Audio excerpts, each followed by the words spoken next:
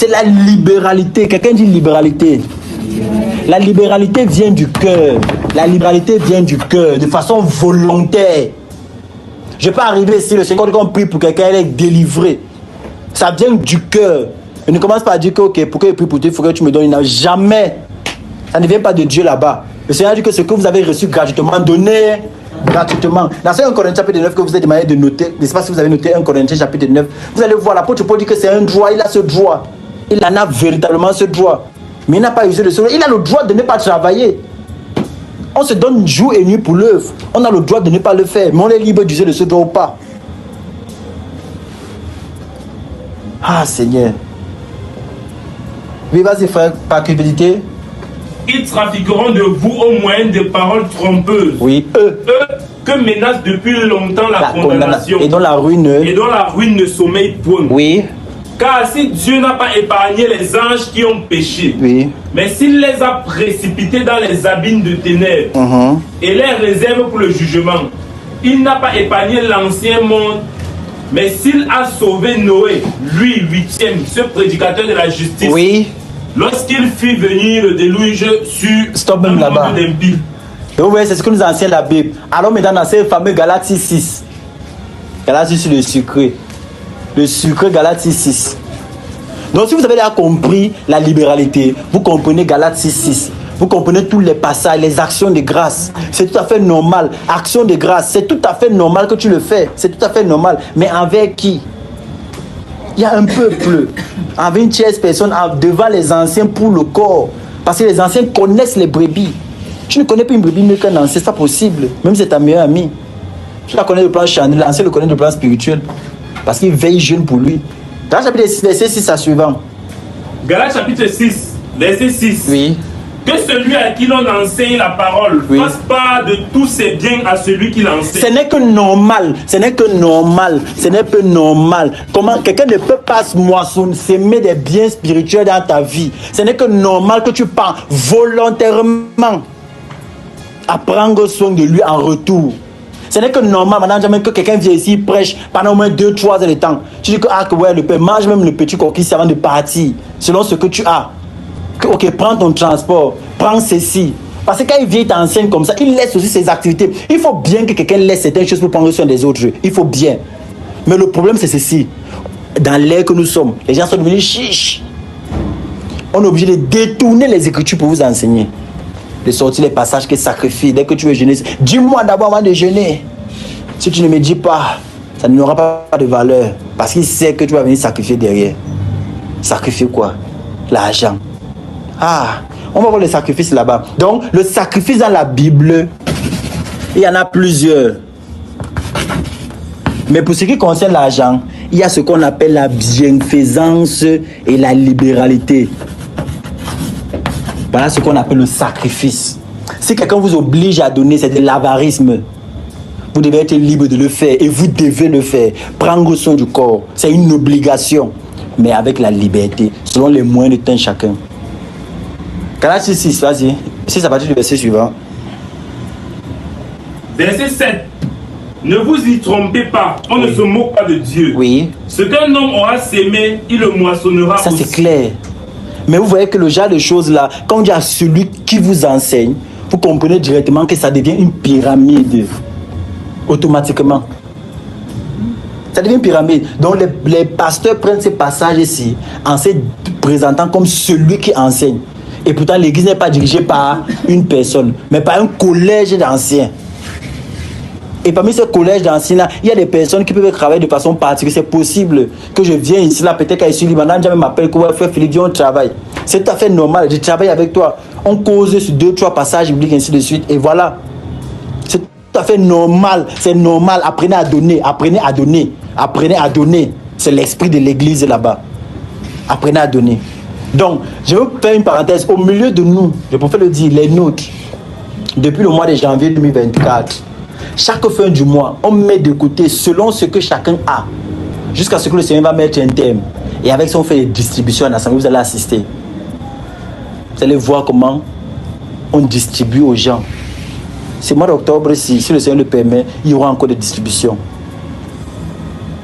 Il peut y avoir des déplacements. Il peut avoir un ancien qui peut se déplacer, qui va partir à l'étranger.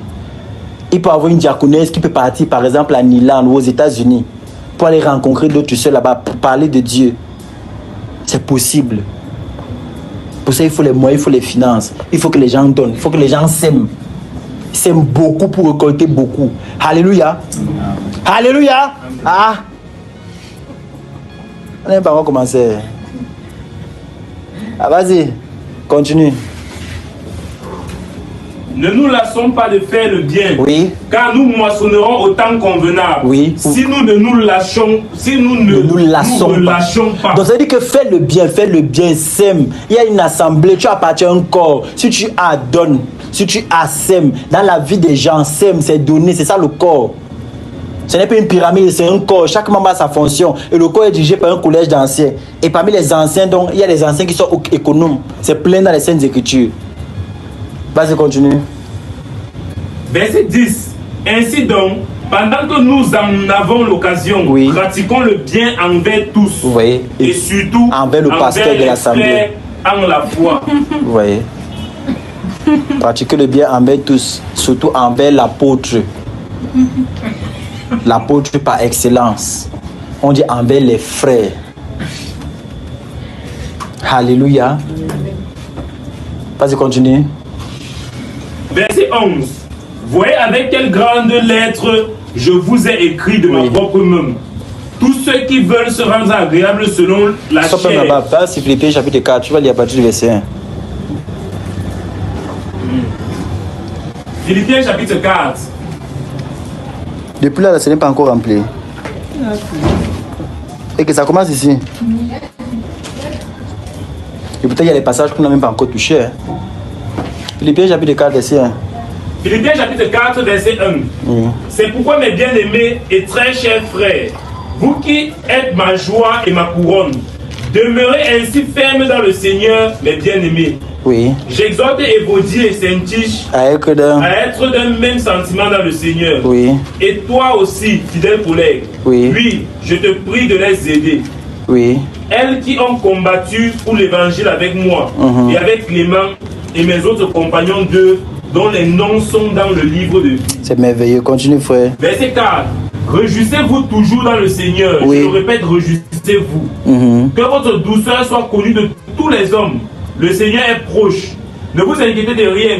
Mais en toute chose, faites connaître vos besoins à Dieu par des prières et des supplications avec des actions de grâce. Voilà. Donc il y a le mot action de grâce.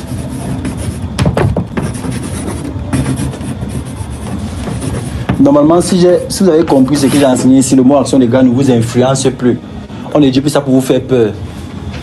Donc, le mot action de grâce, ce sont des actions que tu poses pour rendre grâce à Dieu de ce qu'il a fait, de ce qu'il va faire, ou bien de ce qu'il fait. Donc, tu peux rendre grâce à Dieu pour ce qui n'est même pas encore arrivé. Seigneur, te rends grâce de ce que tu permettras ceci. Donc, ce sont des actions qu'on pose. Et les actions-là sont diverses. À une certaine époque, dans nos familles, il y a des choses là-bas qu'on nous a enseignées. Il faut qu'on revienne là-dessus. Il y a ce qu'on appelle le salaka. Vous avez connu ça, n'est-ce pas? Le salaka. Tu faisais manger les gens, n'est-ce pas? Mais la Bible nous enseigne que faites du bien envers tous, en particulier à vos frères dans la foi. C'est-à-dire qu'entre ton frère dans la chair et ton frère dans la foi, la personne à qui tu dois prendre soin, c'est ton frère dans la foi. Et ton frère dans la foi fait partie d'une assemblée. Et cette assemblée est dirigée par un collège d'anciens. Et ces anciens-là connaissent ce qui est bon pour chaque personne parce qu'ils sont les bergers. La Bible déclare que le berger connaît tes brebis. Si je comprends bien, ça veut dire que si tu veux faire, je sais pas, je vais appeler ça un don. C'est aux anciens que tu le fais avant qu'on m'a maintenant donné, c'est eux qui vont savoir à qui est-ce qu'il faut. Bonne question dans la pratique. Si tu veux faire un don, il y a deux styles de dons. Il y a le don que tu vois, par exemple, le frère Joël qui marche avec un pantalon déchiré tous les jours. Tu dis que, ah mon frère, c'est même quelle histoire ça. Alors tu restes à ça à cœur, tu dis que ouais, quand on voit le frère, c'est comme ça, c'est de moi aussi qu'on se moque. C'est ça le corps. Mais où est passé là? Mais pourquoi les gens sont devenus insensibles comme ça à Bodama? Au lieu de dire que voici mon frère, quand on le regarde, c'est moi qu'on regarde. Tu demandes que le frère la pose tous les sexy tous les jours. Chaque temps, les pantalons percés. Je ne comprends pas. Et pourtant, ça devrait être la joie. Tu devrais avoir de la crainte dans le cœur que, ah Seigneur, voilà mon frère, quand on le voit, on me voit. Je dois être fier de l'appeler frère. Maintenant, un jour, le Seigneur permet que tu aies 100 francs, tu mets de côté. Tu dis que, ok, bro, voilà 100 francs. Vois comment t'acheter un pantalon. Pour que tu sois bien vêtu. J'aime quand tu portes quelque chose qui est décès. Il dit merci ma soeur, il pas, il l'achète. Maintenant, le Seigneur peut t'accorder d'avoir des finances. Et dans ça, c'est un réflexe sur le chrétien. De ce qu'avec ses finances, il rend grâce. C'est un réflexe. Maintenant, il rend grâce dans des actions de grâce ou bien il prend de son superflu, il donne aux anciens. Quand ce n'est pas destiné à quelqu'un de façon précise, c'est aux anciens. Par exemple, Dieu te donne une vision et dans cette vision, il te dit que Anandja va voir le terrain que tu as appelé cadeau, vends ça. Tu mets à disposition du corps. Je sais que le genre de vision là, c'est rare. C'est des visions très rares. Mais quand tu as un cœur disposé, ça arrive. C'est ce qui est arrivé dans Actes des Apôtres chapitre 4 que nous avons lu tout à l'heure. Alors tu prends, tu sais que ça va aider le corps. Tu pars, tu disposes, tu appelles par exemple un ancien, tu dis que voilà, j'aimerais donner quelque chose pour le corps. L'ancien peut prendre seulement les 1 million que tu as donné. Il gère pour un billet d'avion, rien que pour aller voir quelqu'un. Et ça permet qu'on puisse voir cette personne-là. Et ça, c'est aussi l'œuvre de Dieu. Parce que les anciens connaissent comment manager ces choses ici. Ils connaissent dirigés par le Saint-Esprit. Voilà pourquoi, cette fin du mois-ci, particulièrement, il y a des familles, parce que pendant des semaines, voire pendant des mois, le Seigneur nous a accordé de nous mettre à part pour des familles dans lesquelles il y avait des femmes enceintes. Il y avait des femmes dont le devis était déjà, le pronostic était à dire que ça devait être la césarienne ou l'enfant devait mourir. Le Seigneur en a montré clairement dans les visions, l'ennemi m'en a montré. Vous pensez que quand le Seigneur permet qu'une femme qui est destinée à une césarienne ou accouche dans de bonnes conditions, l'enfant sort, vous pensez que la césarienne coûte combien? Donnez-moi un peu mon temps. Au moins dans les 300. Minimum dans les 300. Quand la césarienne qui n'est pas compliquée. 500 000. Mettons même 500 000. Voilà ce qu'il devait dépenser si la mère vivait. Le Seigneur prend les 500 000 ici, te donne une job. Il dit que l'enfant sort normalement. Toi-même, tu sais que ici, là, c'est Dieu. Mais les 500 000 ici, tu prends, tu peux acheter ta moto avec. Voilà donc le problème de l'église aujourd'hui. Tu te moques de Dieu. Vous voyez que les pasteurs prennent le mot se moquer de Dieu en disant que tu te moques de nous. Ça n'a rien à y voir. Donc, une telle action que Dieu fait, ça doit produire en toi une riche libéralité. Ça veut dire que même si la césarienne se coûte à 500 000, tu sors un 2 millions parce que tôt ou tard tu vas sortir cet argent. Tu te déploies pour ça, tu donnes pour le corps. Oui, voilà ça le service de Dieu. Mais le Seigneur accorde donc de telles grâces. Qu'est-ce qu'on essaie de faire? Tout ce qu'on fait, c'est qu'on organise un petit repas, on invite 2-3 personnes. Qui viennent, on mange. Là, c'est encore un problème au milieu du corps. Pourquoi? Parce que les gens ne sont pas habitués à ça. À rendre grâce à Dieu par des actions de grâce précises et concrètes. Parce que quelqu'un n'imagine pas donner 1 million pour l'œuvre de Dieu. Pourquoi Dieu va imaginer lui donner 1 million? Comment Dieu va imaginer lui donner même 10? Quand il n'imagine pas qu'il peut rester comme s'il appelle les anciens, il dit que bro, le Seigneur a fait pour moi. Voilà ce que j'ai. C'est toujours que je n'ai pas. Mais si la femme, si on devait couper le ventre de la femme, ça devait sortir. L'argent sort toujours. Je connais une femme ici à la cité sec. On m'avait appelé pour prier pour elle. Mais comme les gens n'ont jamais le temps quand c'est un job, ils aiment quand tu viens, moi tu dis ok, prépare une enveloppe de 200 000. La femme arrive, ici nous sommes du côté de la cité. Mon frère m'appelle, il dit que la fille s'est enceinte et ça la dérange beaucoup. Je viens se mettre, salut, la femme, elle tombe pas en plein route, nous sommes au Carrefour. Je dis que ta grossesse aura un problème, mais viens, on va prier pour toi gratuitement, ne te dérange pas, d'accord? Oui. Mais comme le mot gratuit fait mal aux oreilles, elle n'est pas venue. Aujourd'hui, elle a plus de 3 millions de dépenses sur l'enfant. Il dit que 3 millions. L'enfant est né d'abord par césarienne. On a encore opéré l'enfant. L'enfant est sur des aspirateurs terribles.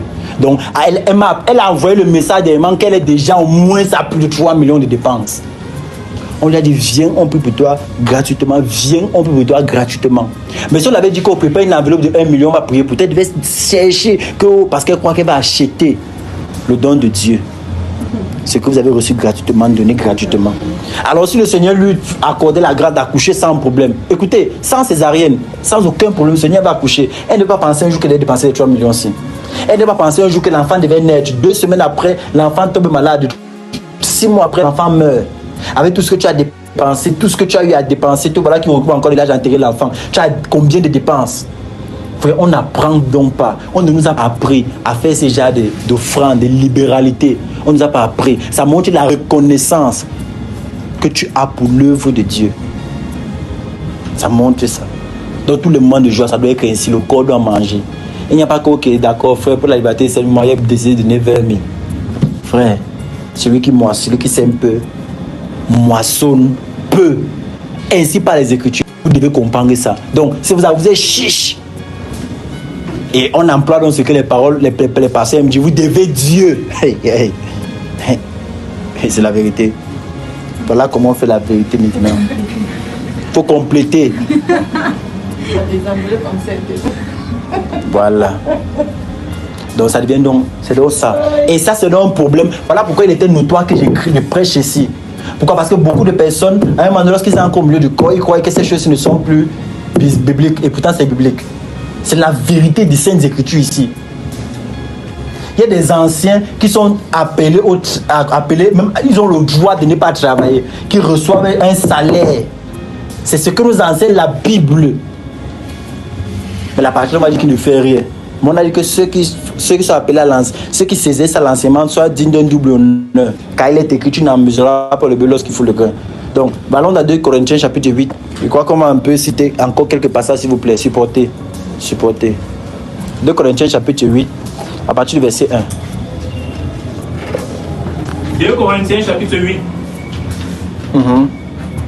Nous vous faisons connaître, frères, la grâce de Dieu qui s'est manifestée dans les églises de la Macédoine. Oui. Au milieu de beaucoup de tribulations qui les ont éprouvées. Oui. Leur joie débordante et leur pauvreté profonde ont produit avec abondance de riches libéralités de leur part. Oui. Ils ont, je l'atteste, donné volontairement, oui, selon leurs moyens. Oui. Et même au-delà de leurs moyens. Oui. Oui, l'amour qu'ils avaient. Et dans Romains chapitre 15, on dit clairement qu'ils se sont imposés. Je vous ai déjà dit ça, la Caille et la Macédoine. C'était des exemples là-bas. Ils se sont imposés. Comment le Seigneur va se manifester puissamment? Comment? Vas-y, continue, frère. C'est plein dans le Nouveau Testament, c'est plein dans les Écritures. Apprenez ça. Verset 4. Nous demandons avec de grandes instances la grâce de prendre part à l'assistance destinée aux saints. Donc ils ont demandé à l'apôtre pour que, s'il te plaît, accorde-nous aussi la grâce de prendre part à l'assistance destinée aux saints. Ils ont demandé, ils ont supplié qu'accorde-nous parce qu'il y a une grâce derrière. Alléluia. Vas-y, continue, frère. Et non seulement ils ont contribué comme nous l'espérions, oui, mais ils se sont d'abord donnés eux-mêmes, oui, au Seigneur, oui, puis à nous, par la volonté de Dieu. Oui, vas-y, continue. Nous avons donc engagé Tite à achever chez vous cette œuvre de bienfaisance. Donc on a envoyé même quelqu'un pour faire ça. Il dit que vous pouvez rester ici, ça arrive. Les anciens envoient un frère. Ils envoient que, voilà, viens, va récolter ce qu'ils ont voulu donner libéralement. Il part, il vient, il arrive aux anciens que voici ça, c'est pour le corps. Les anciens prennent, ils donnent à l'ancien qui est économe, il garde. Le moment venu, ils peuvent donner à une personne. Le moment venu, ça peut payer le transport. Le moment venu, ça peut faire beaucoup de choses. Mais les chrétiens sorciers, et qu'il a donné 2 millions, et qu'il voit que quelqu'un a un problème de 100 000, on n'a pas réglé, il commence à faire ses calculs dans sa tête. Mais j'avais donné la dernière fois 2 millions, pourquoi ici, là, 100 000? C'est pas comme ça que ça fonctionne. C'est même pas la tontine à CNPS ici. C'est l'œuvre de Dieu. C'est l'œuvre de Dieu. Ce sont les anciens qui ont cette responsabilité là. Va dans 2 Corinthiens chapitre 9. Tu lis à partir du verset 1. 2 Corinthiens chapitre 9 à partir du verset 1. Il est superflu que je vous écrive touchant l'assistance destinée aux saints. On ne devrait plus. Il dit qu'il est superflu qu'on vous écrive encore par rapport à ça. Pourquoi on doit encore parler de ces choses quand c'est tout à fait naturel? Comment Comment quelqu'un peut arriver, je sais que c'est un frère, il vient travailler avec toi la parole de Dieu. Tu as la nourriture là-bas, mais tu le sais, le tapioca, il mange. Tu fais ça comment? Comment tu fais pour être dans la joie? Tu ne penses pas à ce que les autres sont aussi. Comment tu fais pour organiser toi-même ta propre action de grâce? Tu dis que, ok, d'accord, bon, voilà comment on va organiser. On va organiser un petit voix bébé là. Là, je vais voir comment rendre grâce à Dieu. C'est pas comme ça, frère. C'est pas comme ça. C'est pas comme ça. C'est l'assistance destinée aux saints. Tu dois participer à ça. Vous devez participer à ça. Voilà. Continue. Verset 2. Oui. Je connais en effet votre bonne volonté, donc je me glorifie pour vous auprès des Macédoniens. Oui. En déclarant que la Achaïe est prête depuis l'année dernière. Oui. Et ce zèle de votre part a stimulé le plus grand nombre. Oui.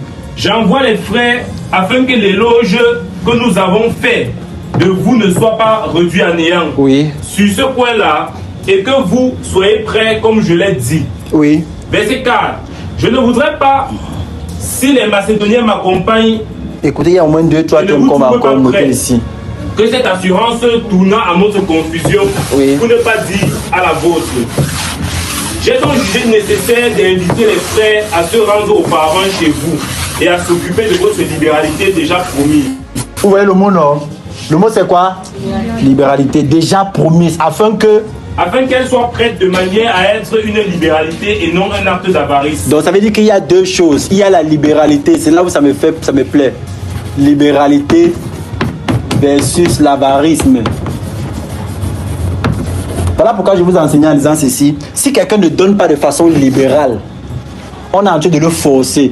Il donne, le passé est un avare. La libéralité ne doit pas être une œuvre d'avarisme. Ça doit être la libéralité qui vient du cœur.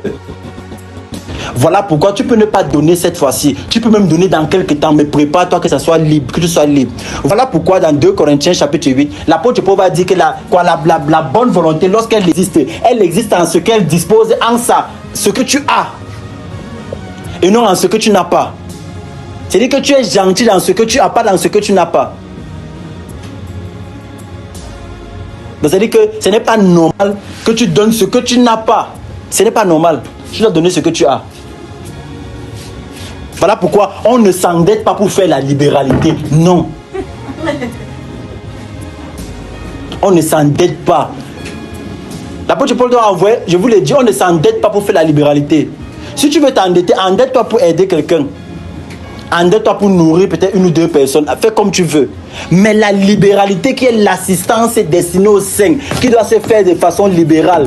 C'est-à-dire que ce que les anciens doivent recevoir, que tu ne dises pas demain que j'étais allé prêter l'argent comme ça. Je croyais qu'on allait remettre. Jamais. On ne s'endette pas pour faire la libéralité. On ne s'endette pas. On n'a que dans l'avarisme. C'est un pas de Dieu. Il y a un autre esprit dégagé automatiquement.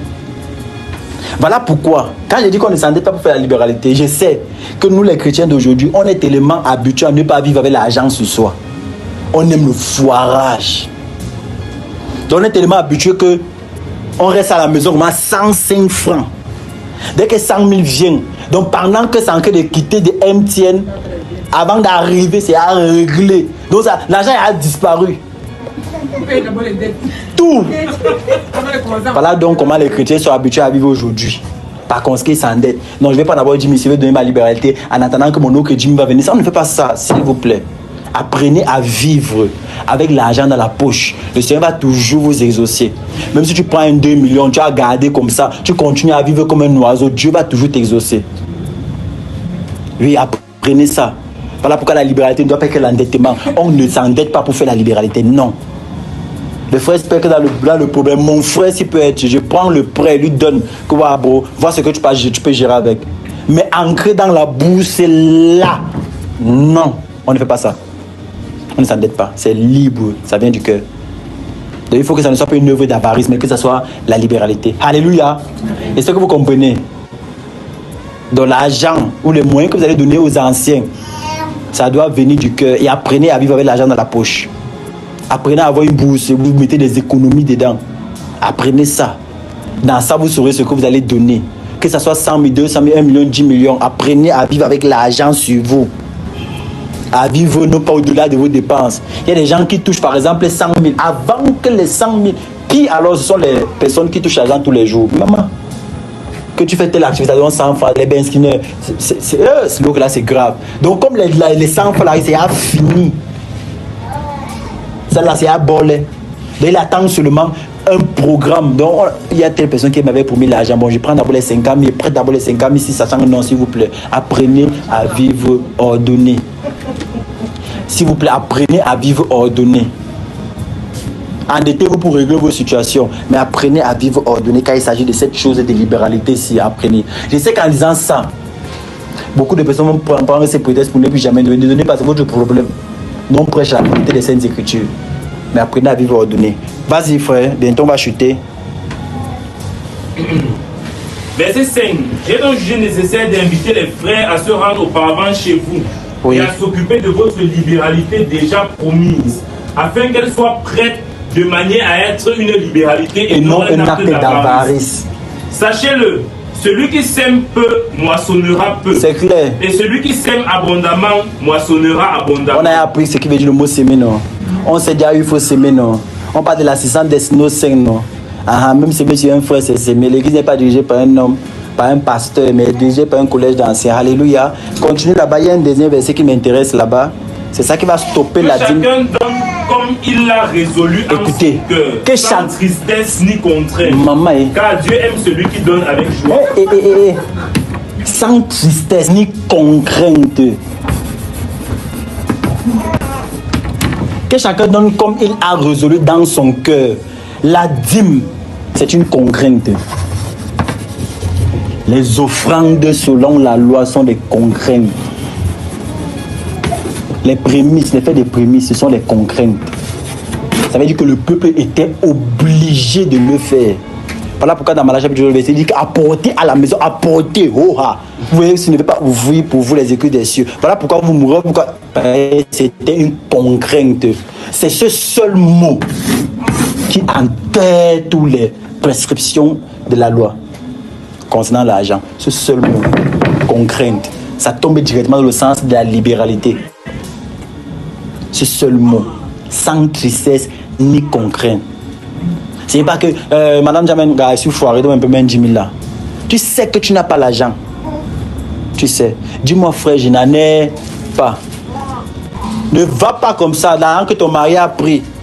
Tu dis que ouais frère, ce n'est que l'argent que mon mari avait laissé ici comme ça. Il lui donne. C'est pour Dieu.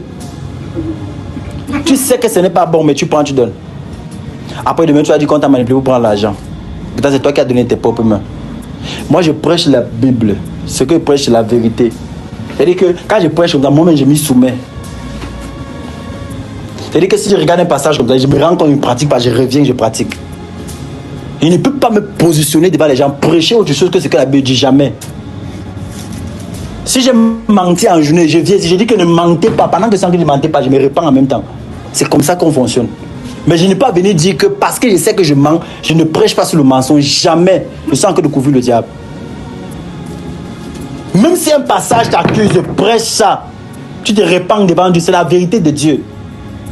Ne détourne pas un passage, ne retire pas iota. Parce qu'il y a telle personne qui va dire on savait ça. Non, ne fais pas comme ça.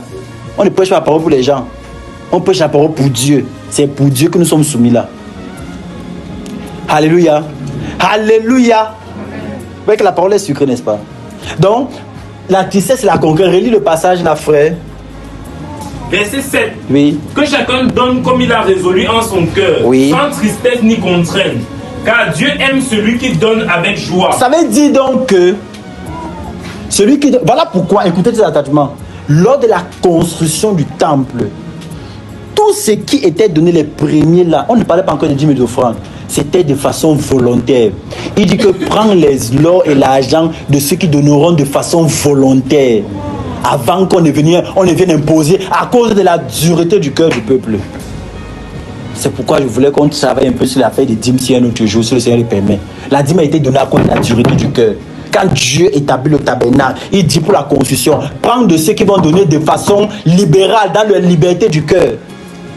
Voilà l'offrande qui vient de Dieu. L'offrande que Dieu agrée, c'est qui vient de la liberté du cœur. Dans Galates chapitre 6, il dit la bienfaisance, la libéralité, car c'est à de tels sacrifices que Dieu agrée. Et dans Philippiens chapitre 4, il déclare que votre sacrifice a plu à Dieu. Parce que ça vient du cœur. Dieu veut ton cœur. Il veut ce qui vient du cœur. Voilà pourquoi tous les pasteurs, peu importe ton rang ou ton degré de pastorat, ton nombre d'années, peu importe, les gens doivent donner avec liberté, sans concret. L'existence seulement d'un panier est une frustration pour le chrétien. Quand tu arrives dans une assemblée, on a déposé le panier quelque part, c'est la frustration. On te frustre. Puis encore, on commence à balader ça de lieu en lieu. On donne à ton voisin, on donne ainsi de suite. Maintenant, on ne laisse même plus que quelqu'un donne à l'autre. On prend un bon gars, on dit qu'il faut que tu donnes. Il arrive, tu te tends comme ça là. Oh, tu vas donner. Il te regarde. Tu sais que tu es en train de pécher maintenant. Tu sais que tu refuses en train de pécher. On a dit sans contrainte et sans tristesse. Donc, le simple fait de répéter de l'existence des paniers dans les assemblées, c'est contre la volonté de Dieu. Et les paniers dans les assemblées ont été établis par l'église catholique. Ce sont eux qui sont venus avec. Et c'est les premiers déformateurs des Saintes Écritures. Les plus grands. Dans les paniers là, on met ça de côté. Voilà pourquoi c'est arrivé. Si j'ai vu une boîte quelque part là, on jette ça. C'est la Bible qui nous enseigne. C'est sans contrainte. Déposer une boîte qu'on va faire, on va cotiser les choses pour venir. C'est sans contrainte. Tout ça, c'est l'église catholique qui nous enseigne de telles choses. Sans contrainte ni tristesse. Donc quand quelqu'un arrive dans une assemblée, dans une église, quand il voit seulement un panier, dans cette assemblée, le panier là est gros comme ça. Pour que même si tu veux déposer quoi, ça va entrer dedans. Bien grand. C'est un problème. Sans contrainte ni frustration. Voilà à quel niveau les gens doivent donner. Alléluia. Voilà ça. Donc ce passage de sans contrainte, si tu vas-y, termine alors, frère. Verset 8. Et Dieu peut vous combler de toutes sortes de grâces, Oui. afin que, possédant toujours en toutes choses de quoi satisfaire à tous vos besoins, Vous voyez. vous ayez encore en abondance pour toute bonne œuvre. Alléluia. Donc mes chers sœurs et frères, donnez. Donnez. Dieu vous fait du bien. Donnez. S'aimer dans la vie des gens. S'aimer. Assister les saints. Assister, c'est ça l'œuvre de Dieu. Assister. Vendez vos terrains. Vendez. Vendez les terrains. Vendez, donnez. Donnez. C'est l'œuvre de Dieu, donnez. Les gens vont se déplacer. Les gens vont... on va financer les gens. Donnez. On va financer les projets. Les pauvres au milieu de nous seront financés. Donnez. Donnez. Il y a la... Donnez. Oui. Donnez pour l'assistance et destinée aux saints. Chutons dans le 1 Corinthiens chapitre 16, versets 1 et 2. Chutons là-bas, s'il vous plaît. C'est tout l'assistance destinée aux saints. Donnez. Donnez. Participez à l'assistance de nos saints. Suppliez même. Quand tu donnes dans un lieu qui est la pyramide, là, tu reçois. Tu dis? Tu prépares ta pyramide. Moi, je vais vous expliquer quelque chose. Si vous êtes dans une assemblée, peu importe là où vous êtes, même ceux qui ont donné à l'église catholique, ils ont des témoignages. Je vous dis, le plus important, c'est la vérité qui est prêchée. Voici la vérité. Si tu décides de ne pas marcher d'après cette vérité-ci, et tu décides d'aller donner au pasteur ou payer la dîme, c'est ton problème. Tu connais au moins la vérité. Derrière la vérité se cache une bénédiction au-delà de ce que tu as donné quand tu étais dans les assemblées là. Parce que c'était des pilleurs de poche, des estorqueurs, des cupides. Mais imagine donc que tu persévères, la Bible déclare sans relâche, pendant 1 an, 2 ans, dans la vérité, 3 ans, 4 ans, 5 ans. Si déjà tu donnais dans le faux et que Dieu te bénissait, imagine ici. Imagine dans la vérité. Imagine. Alléluia. Donc, lis les 2 chapitres du 1 Corinthiens chapitre 16, là, on chute là-dessus. 1 Corinthiens chapitre 16. Pour ce qui concerne la collecte en faveur des saints, agissez-vous aussi comme je l'ai ordonné aux églises de la Galatie. Stop là-bas. Voici quelqu'un qui pose une question. Pour celui qui demande avant qu'on lui donne, est-ce de la libéralité? Ça, c'est une bonne question. Parce qu'il faut qu'on contextualise les choses. Hein. Si on ne contextualise pas, il y aura un problème. L'apôtre Paul va dire, j'ai dépouillé les églises en recevant d'eux un salaire. il dit qu'il a dépouillé en recevant un salaire afin de servir d'autres assemblées. C'est dans Philippiens chapitre 4. Ça veut dire que je ne vais pas arriver ici et dire ok, mais je suis sur le point de me déplacer pour l'œuvre de Dieu. J'aimerais qu'on se mobilise pour telle ou telle chose. Je suis libre. Maintenant, vous êtes libre de donner comme de ne pas donner. Maintenant, si je vous dis donc qu'il faut donner, sinon vous allez s'aimer, le dévoreur va venir vous dévorer. Si vous ne donnez pas, je commence à vous contraindre. Ça devient un problème. Voilà. Donc, je suis libre. Je suis libre de voir Olive. Je dis que Olive, alors, on donne 22 000, là, j'arrive ma poche avec. Je suis libre. Je suis dans mon droit en tant que prédicateur. Ça, c'est clair. Je suis libre de lui donner ça. Mais, j'ai dit qu'Olive. Ton prénom, c'est encore quoi là? Olivia. Si tu par exemple, Olivia, est-ce que tu as donné ta gym cette semaine-ci? On dit que frère. Ou bien, je vois qu'Olivia a peut-être vendu un terrain. Il demande qu'Olivia donne ta gym. C'est un problème. Si tu veux demander, demande, laisse les versets, déforme pas les Écritures. Laisse la Bible. Va vers la soeur, tu dis que ma soeur, je veux, j'ai faim. C'est tout, on te donne. Laissons les Écritures. Donc tu es libre, tu es libre. Il dit que je suis libre en dehors de ce que je suis un prédicateur. Prenons-moi comme un voisin. Je suis libre d'arriver dans ton salaire. Il dit que Rémi, par-dessus, il faut relance-moi un peu. Sans qu'on ne se connaisse, oui ou non. Maintenant, à toi de voir si tu vas me donner ou pas, n'est-ce pas? Maintenant, je porte ma tunique de pasteur. Je vais te dire que Rémi, pardon, donne un peu 2000 là-bas. Tu me dis que tu n'as pas dit non, il va essayer un peu de prêter, c'est urgent. Ça devient un problème. Ou bien je sais que si tu te demandes, tu vas refuser. Commence à dire que Rémi, voilà, il faut que tu payes ta gym. Vous voyez donc que la Bible déclare que par cupidité. Donc il y a quelque chose derrière. Par cupidité. Ce n'est pas celui qui demande qui est forcément cupide, non. Voilà pourquoi il dit que l'apôtre Paul a dit j'ai dépouillé d'autres églises en recevant un salaire pour vous servir. Ce n'est pas celui qui vous demande qui requiert forcément cupide, non. C'est celui qui détourne la parole pour. C'est lui qui est le cupide. C'est celui qui font des choses comme j'ai entendu dernièrement, on sacrifie avant de jeûner, on sacrifie avant de partir aux toilettes, on sacrifie avant de partir dans la chambre, on sacrifie avant de... Ça c'est de la cupidité pure et simple. Tu achètes un appareil, tu achètes un appareil, il faut que tu consacres à Dieu cet appareil en faisant un sacrifice. Oui bro, on va tout entendre ici. Donc ça veut dire que si un jour comme ça, je décide d'acheter mon frigo, un frigo par exemple de 400 000, je dois d'abord faire ça, c'est faux, ça n'a rien à voir avec Dieu. C'est dans ces cas donc que je parle de ce que le frère dit. Pour celui qui demande avant qu'on lui donne, c'est tout à fait normal. Mais le problème c'est qu'il demande comment. Sachez que vous êtes libre. Ils ne défendent pas les Écritures pour venir te donner. Et c'est ce que les pasteurs font. Voilà les enveloppes ici, les enveloppes de 50 000 euros. Venez donner. Il y a quelqu'un qui va prendre sa grâce de 50 000 euros. Venez prendre Dieu. Ça c'est la déformation des Saintes Écritures. Ça c'est le pillage.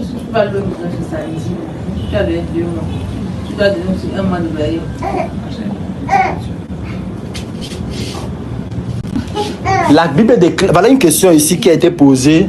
Qu'est-ce qui fait de toi un vrai prédicateur? J'aime le genre de questions là.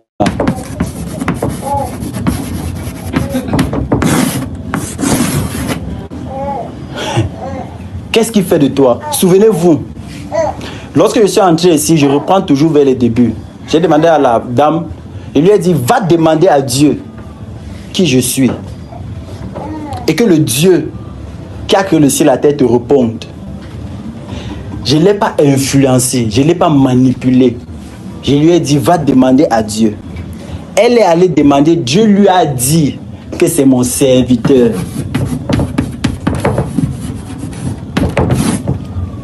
C'est ce que Dieu lui a dit. Ça veut dire donc que comment reconnaître un vrai prédicateur? Je suis... Vous êtes avec moi? Hein? Ça veut dire que je suis vrai prédicateur, pas parce que je connais les Écritures, pas parce que je prie, les gens tombent. Parce que Dieu m'a choisi, il m'a appelé, il m'a établi. Et le fait que Dieu m'a choisi, il m'a appelé, il m'établit dans un ordre précis. Dieu n'aime pas le désordre. 17 ans, l'apôtre Paul monte à Jérusalem pour exposer vers ceux qui ont été avant lui. Voilà le Dieu d'ordre là-bas. Ce n'est pas que tu vas rester dans ton coin avec ta tête, je ne sais pas, remplie de toutes sortes de connaissances. Tu vas penser que comme tu connais un peu, tu vas pouvoir faire. Jamais. Il y a ce qu'on appelle, par exemple, il y a ce qu'on appelle l'ordre dans l'assemblée. Dieu que nous servons est un Dieu d'ordre. Moi que vous voyez tenu ici, malgré le fait que je peux avoir prêché à plusieurs personnes. Mais une fois que le statut d'ancien est posé, moi, le frère Philippe qui vous parle, je dois être recommandé. C'est-à-dire que les anciens à qui j'ai prêché, baptisé, enseigné, lorsqu'ils entrent dans leur responsabilité, ils doivent me recommander. Je dois avoir le manque d'association. Et c'est cette manque d'association donc que l'apôtre Paul, après 17 ans, est monté à Jérusalem pour aller prendre. Ce n'est pas que ce qu'il a enseigné était forcément faux, c'est que Dieu est un Dieu d'ordre. Dieu peut permettre un désordre pendant un temps. Au début, quand Adam et Ève sont venus, Dieu a permis qu'il y ait de l'inceste. Ça veut dire que des enfants d'Adam et Ève couchaient entre eux pour avoir des descendants. Mais à un certain moment, il a arrêté ça. Dieu peut permettre un désordre pendant un temps. L'apôtre Paul, le Seigneur l'a pris à part selon le ministère qui lui était donné. Il l'a lancé. Si l'apôtre Paul était venu différemment, sur une mission différente, sous une autorité différente, il devait agir différemment. Même l'apôtre Paul, la Bible déclare que dans Actes des Apôtres, chapitre 16, que lorsqu'il priait, jeûnait, le Saint-Esprit dit, mettez-moi à part Barnabas et Saul pour l'œuvre à laquelle je les ai appelés. Alors ils sont partis de lieu en lieu. Le Saint-Esprit a dit, pourquoi que le Saint-Esprit a dit là par la bouche de qui? C'est pas la bouche des anciens. Ils sont allés de lieu en lieu maintenant pour propager l'évangile. Donc comment reconnaître un vrai prédicateur? Un vrai prédicateur est un vrai prédicateur. Un vrai biais est un vrai biais.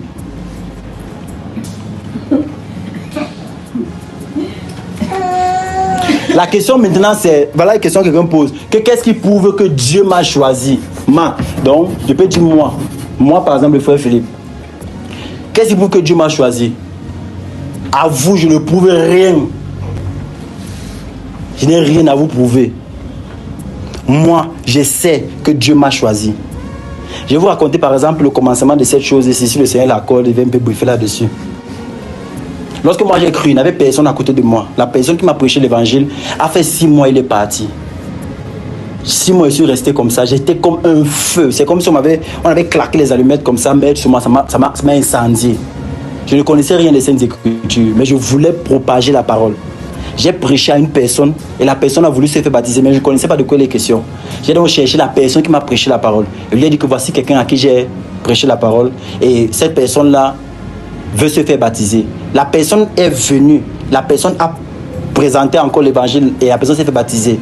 Et le jour du baptême de la personne qui m'a prêché la parole a dit, m'a commencé à me poser la question d'ordre biblique. Je me suis rendu compte donc il y a beaucoup de choses que je ne connais pas. Je me suis assis, je me suis laissé enseigner. Alors que je me suis laissé enseigner pendant quelques temps. Quand je me suis assis, je me suis laissé enseigner. Je ne suis pas resté comme ça, on a mis au tableau que c'est monté, c'est descendu. Non. En marchant auprès de certaines personnes, j'ai appris. Et le Seigneur m'a révélé des choses dans les Écritures. Et alors, on s'est encore séparés pendant un temps. Je suis resté dans mon coin. J'ai persévéré dans la parole de Dieu. À cette époque, le Seigneur ne nous avait pas encore révélé le ministère d'anciens. J'ai persévéré. J'ai prêché à des personnes ont cru. J'ai baptisé des personnes, ainsi de suite. Le Seigneur a permis. Il nous a accordé cette révélation. Voilà pourquoi j'ai dit donc que nous ne sommes pas excellents que les autres. Alors, les anciens donc, ont donc été établis. Et dès que les anciens ont été établis, moi, le frère Philippe, je me soumets à l'autorité des anciens, croyant que leur autorité vient de Dieu. Donc je ne cherche pas à vous prouver ou à qui que ce soit que je le suis. Mais je sais maintenant ici que je me tiens ici par la recommandation des anciens. Ça c'est d'abord une chose. Si l'apôtre Paul a dit que si pour d'autres je ne suis pas, au moins c'est pour vous. Au moins c'est eux, ils savent que je suis serviteur de Dieu. Au moins c'est eux. Au moins c'est eux. Ils ont été choisis par Dieu. Au moins c'est eux. Maintenant, si pour les autres je ne le suis pas, je m'en fous. Je ne cherche pas l'approbation d'un homme. Je ne cherche pas vos approbations.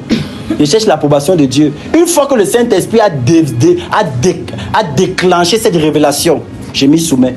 Maintenant, si moi je me tiens dans une assemblée, par exemple, voici ce jeune, s'il est dans cette assemblée, il y a les anciens. Lui, il est soumis aux anciens. Maintenant, comme c'est la première personne à lire la Bible dans l'univers, et il découvre donc que dans la Bible, il y a des nouvelles choses. Il décide de se lever, d'aller faire pour lui de son côté. Sans la recommandation d'un ancien. C'est un rebelle. Ce qu'il va faire ne va pas produire. Ça ne produira pas. Ça ne va pas donner. Rien ne va donner. Ça va mourir. Parce que s'il connaissait de la bonne façon, de la meilleure des façons, il devait prêcher. Vous ne connaissez pas les anciens. Personne d'entre vous qui est ici ne connaissait qu'il s'agit d'un ancien. Je pourrais venir dans la maison si je continue à faire seul. Vous n'allez jamais savoir. J'ai détourné les 10 000 les offrandes, ça tombe dans ma poche. C'est aussi bon à moi, non? Mais c'est un peu aussi bon à moi. Je pouvais le faire, ils ne devaient jamais savoir, mais je reconnais qu'il y a une autorité. Pas que forcément ils ont plus de connaissances que moi, non. Mais c'est qu'en eux demeure une autorité. Et cette autorité vient de Dieu. Dieu n'a pas besoin de savoir s'ils connaissent toutes les Écritures ou pas. Dieu les a choisis. Point barre.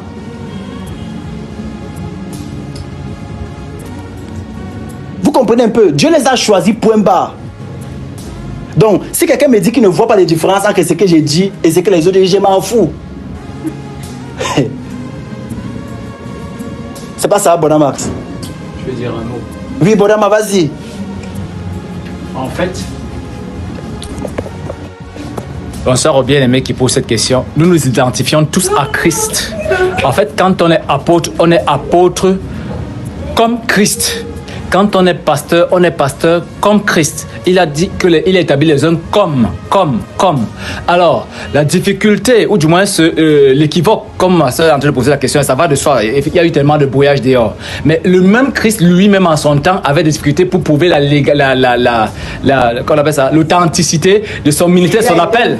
Alors, on ne peut que causer le langage que mon frère Ben me dit. Il a demandé, qui dites-vous que je suis? Ça veut dire que, et il a donné les critères pour identifier un ministère, authentique. Donc tout ce qu'on peut faire présentement, c'est présenter les critères à partir desquels vous identifiez, parce que vous devez être capable de recevoir la parole. Et c'est la parole qui vous approuvant dans son conseil, fait de vous ce que la parole vous a destiné à être. C'est ça qu'il s'agit. Merci, Madame Max. Mais même si tu dis comme ça, les perdus vont toujours se perdre. Et ça, c'est la vérité, je vous le dis. Quand le Seigneur Jésus-Christ Nazareth est venu, il a dit, celui qui ne mange, ma chair, ne boit de mon sang ne peut hériter au royaume des cieux. Les gens sont partis. Il ne s'est pas tourné vers les apôtres et dit que non, voilà ce que je voulais dire. J'étais en train de dire plutôt que la chair que vous voyez, c'est le sang. Non. Il a dit, vous aussi, vous ne partez pas. Il a dit, à qui d'autre irons-nous? Tu as les paroles de la vérité. Ça veut dire que même si je me place ici, tout ce que je dis, c'est dans les Écritures. Il y aura toujours un tintin qui va me dire que c'est un faux pasteur. Donc ça ne manque pas, ça ne va pas manquer. Donc on peut finir cette assemblée-ci. Quelqu'un part chez lui et dit que le frère Philippe est faux. Est-ce la faveur des hommes que je cherche? Je vous dis, est-ce la faveur des hommes que je cherche? Mais si je plaisais en cause, je ne serais pas serviteur de Dieu. Maintenant, je dis encore, il y a une autorité. Et si on ne respecte pas cette autorité-là, on part dans l'égarement. Il y a une autorité. Et cette autorité-là, j'y suis soumis, que je le veuille ou pas. L'apôtre Paul a établi dans chaque assemblée des anciens. Dans chaque assemblée des anciens. Même le Seigneur Jésus-Christ, on l'a traité de Belzébuth. Rien ne prouvait qu'il était vrai. C'était pas la foi. Donc rien ne prouve que Jésus est vrai. Les miracles qu'il faisait, les gens le font aussi aujourd'hui. Les gens font des miracles. Les gens le faisaient même avant. C'est pas la foi. Donc si par ta foi tu tombes sur le faux Christ, c'est ton problème. Il a dit, mes bébés entendront ma voix. C'est pas la foi que nous reconnaissons que nous sommes dans la vérité. C'est pas la foi que nous persévérons dans cette vérité. C'est pas la foi que nous marchons dans cette vérité. C'est pas la foi. Mais je dis encore, et je répète, dans chaque assemblée établie des anciens, si tu ne te soumets pas aux anciens, tu es un rebelle, même si tu connais tout. Le Dieu que nous servons est un Dieu d'ordre. La Bible déclare que, comme dans toutes les assemblées des saints, que les femmes se taisent dans les assemblées. Même si tu as la dernière des révélations qui sort de la dernière minute, le Seigneur a dit que tu te tais. Il y a des lieux où tu pourras parler.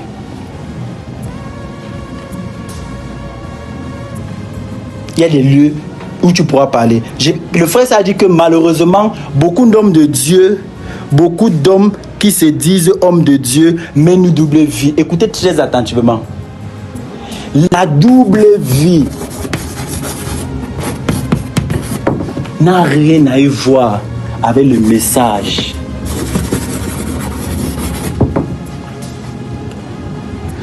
Rémi, si aujourd'hui je me tiens devant toi, je prêche la parole comme tu me vois. Demain tu te lèves et tu me trouves au carrefour en train de fumer. Si à cause de ça tu abandonnes le Seigneur, moi quand je vais te voir et que tu m'as vu, je tombe dans la repentance, Dieu va me pardonner. Toi tu vas partir parce qu'il fallait que tu me vois pour que tu abandonnes. Voilà pourquoi ma vie, ce n'est pas la vie de Christ. Je prêche le message. L'apôtre Paul dit que nous avons fait ces choses une application à nos personnes et à ceux d'Apollos afin que vous appreniez à nos personnes de parler au-delà de ce qui est écrit. Ça c'est clair. Nous faisons nos efforts pour marcher dans la vérité. Mais souviens-toi d'une chose, ça va arriver un jour que je vais faillir, que le frère va faillir. Si parce qu'il a failli, tu oublies que Jésus-Christ t'a pardonné un jour et que tu ne le pardonnes pas en retour, tu as un problème devant Dieu.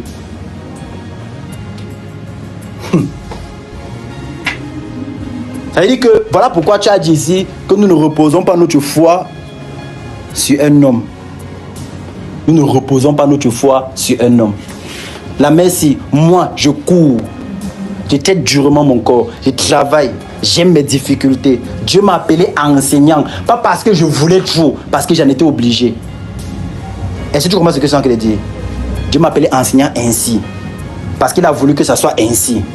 Maintenant, je travaille à ma sanctification aussi tous les jours. Ça peut m'arriver de tomber, ça peut m'arriver de pécher, ça peut m'arriver, je suis un homme, c'est tout à fait normal. Ça peut m'arriver, n'est-ce pas? Mais je puis tout par celui qui me fortifie. J'ai foi que le Seigneur me maintiendra debout. Et c'est par cette foi que je marche. C'est par cette foi que j'avance.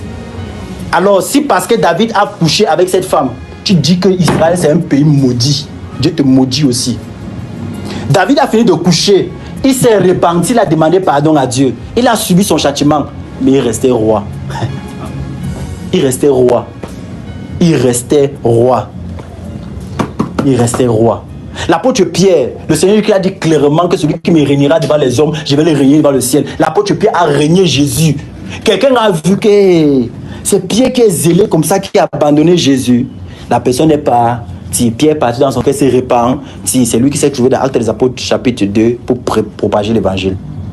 Le Seigneur l'ayant justifié. Alléluia. Bon, quelqu'un a posé, êtes-vous une église de réveil? Nous sommes une église dormante. Question suivante. Donc, nous on s'en fout des... On s'en fout éperdument des avis.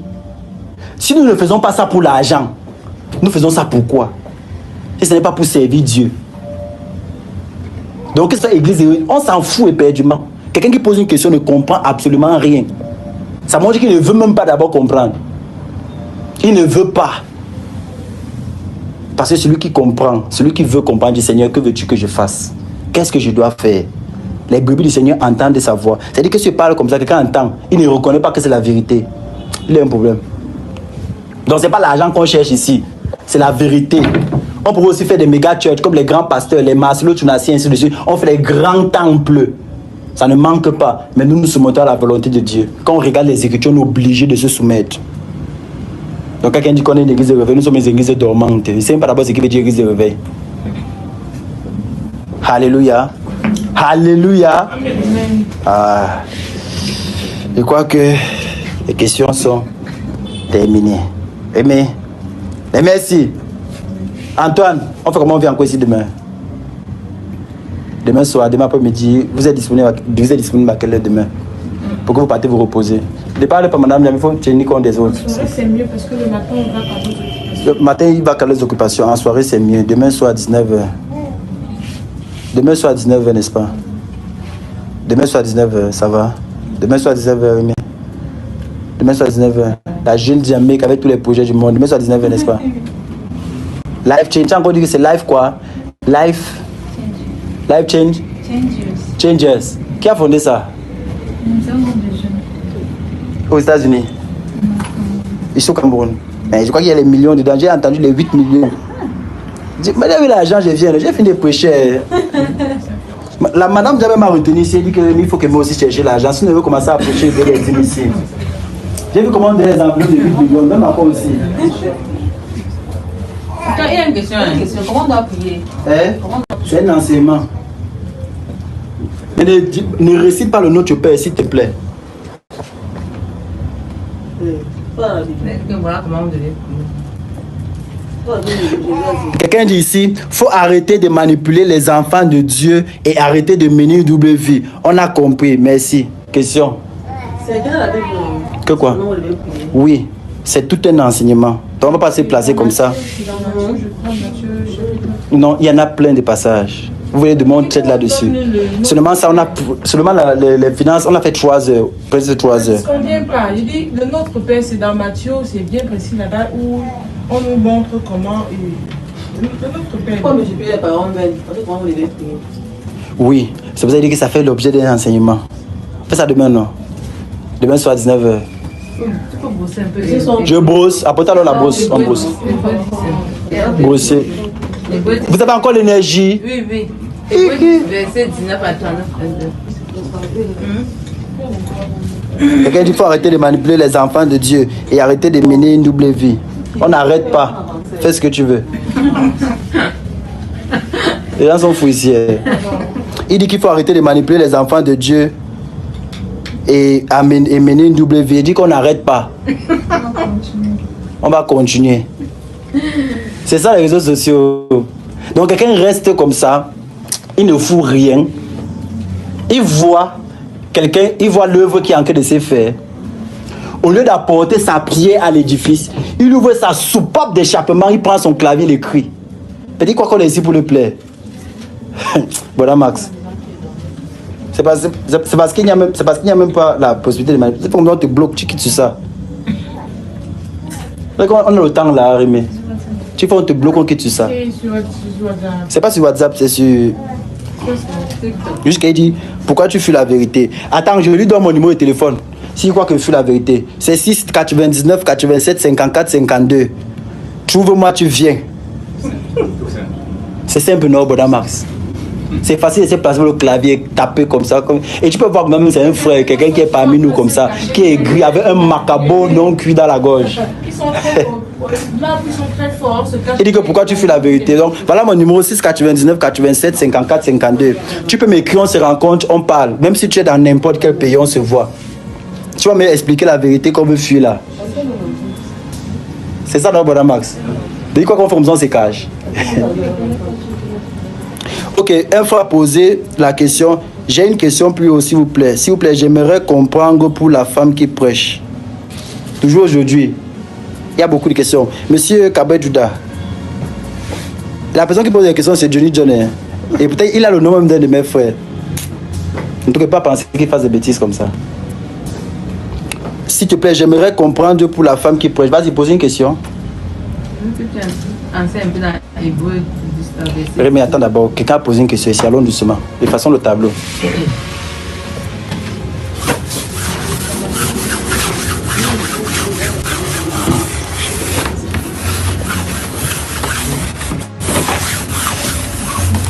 Ah, depuis 19 ans, on est après de 3 à 4 de temps. Quand tu dis c'est plus haut.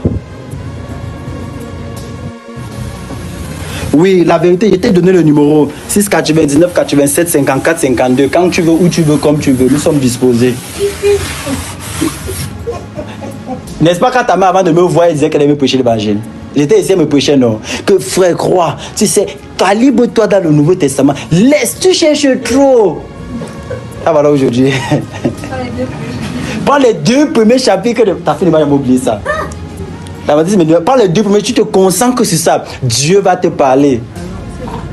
Dieu m'a parlé. Donc c'est facile de se positionner à distance comme ça. Donc c'est pourquoi il donne mon numéro de téléphone. Quand il veut, comme il veut, il vient.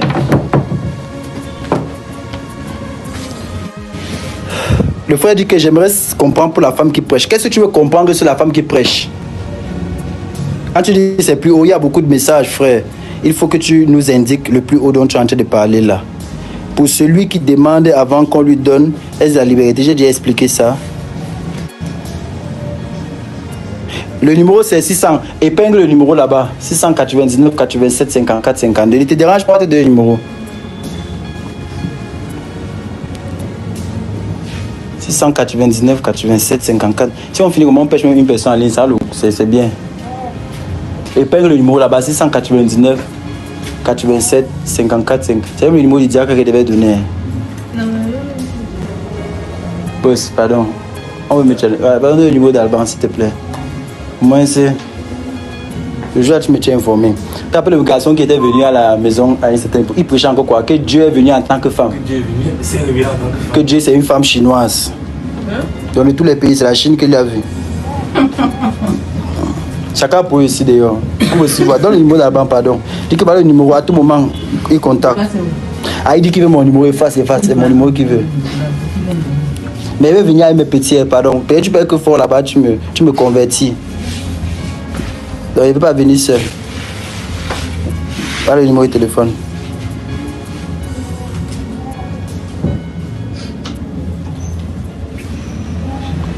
Bon, ok, il y a un frère qui a posé la question. Rémi, on va... T'allais pas un peu ma craie. Le frère Kabed Judah a posé. Lui avait légitimé sa question. La question c'est... Vous êtes des églises réveillées. Voilà. C'est la question. Hein. Église réveillée.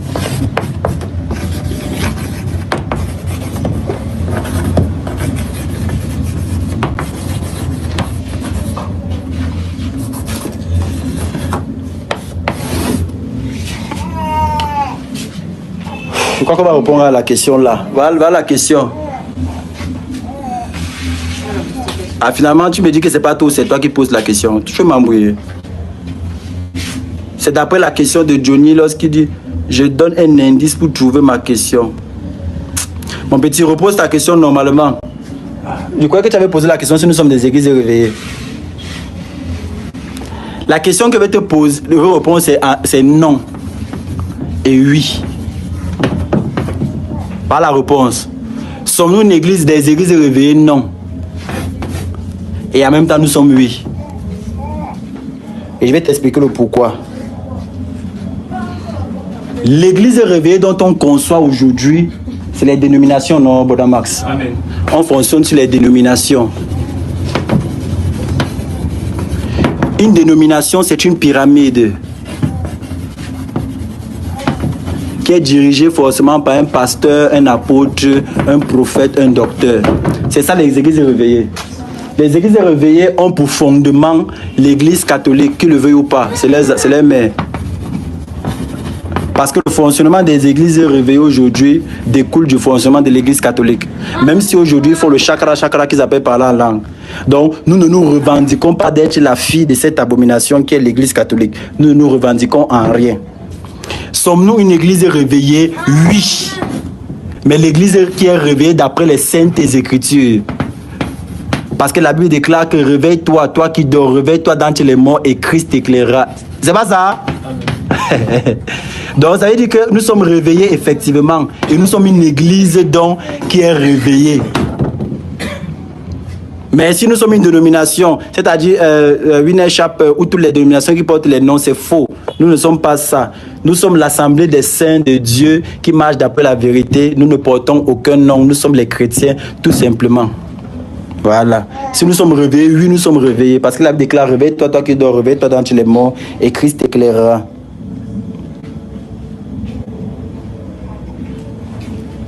Envoie le numéro. Il dit ceci, il faut libérer ma petite soeur là-bas. Je vais te porter plainte, envoie ton numéro. Tu as envoyé le numéro. On a envoyé le numéro. Et à le numéro, si tu taperas mon, tu vas avoir le nom, tu peux porter plainte.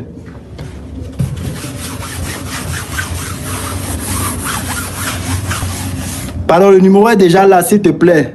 Faut porter plainte. Qu'on libère ta petite soeur.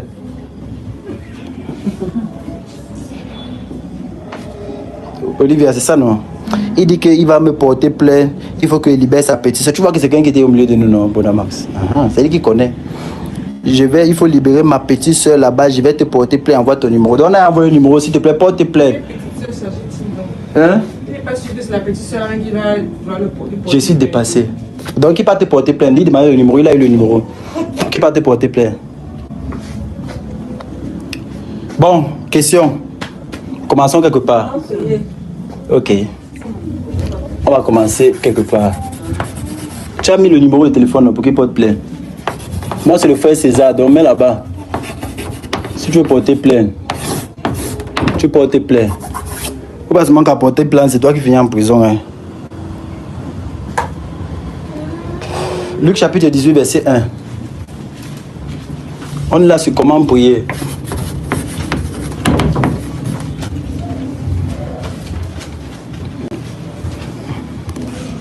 Pour libérer ma petite soeur.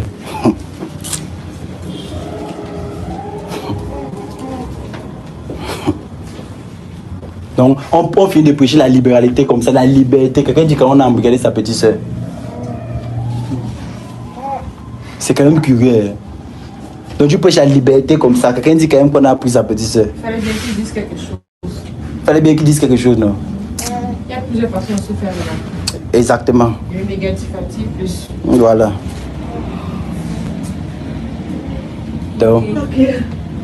Donc c'est les personnes qui nous connaissent. Et c'est ce qui va arriver. Les personnes normales, c'est les personnes qui nous connaissent. C'est les personnes qui nous connaissent. Et ils vont se lever. Exactement ce que je vous avais dit une fois. Que le moment arrive, ces personnes vont se lever. Et ça arrive ainsi. Et ça va arriver ainsi. On va aller, on va te porter plainte, on va faire tout, on va t'arrêter, on va te mettre en prison. Mais nous ne sommes pas les premiers. N'hésite même pas là-bas. Si tu sais, ça va même faire trop de joie.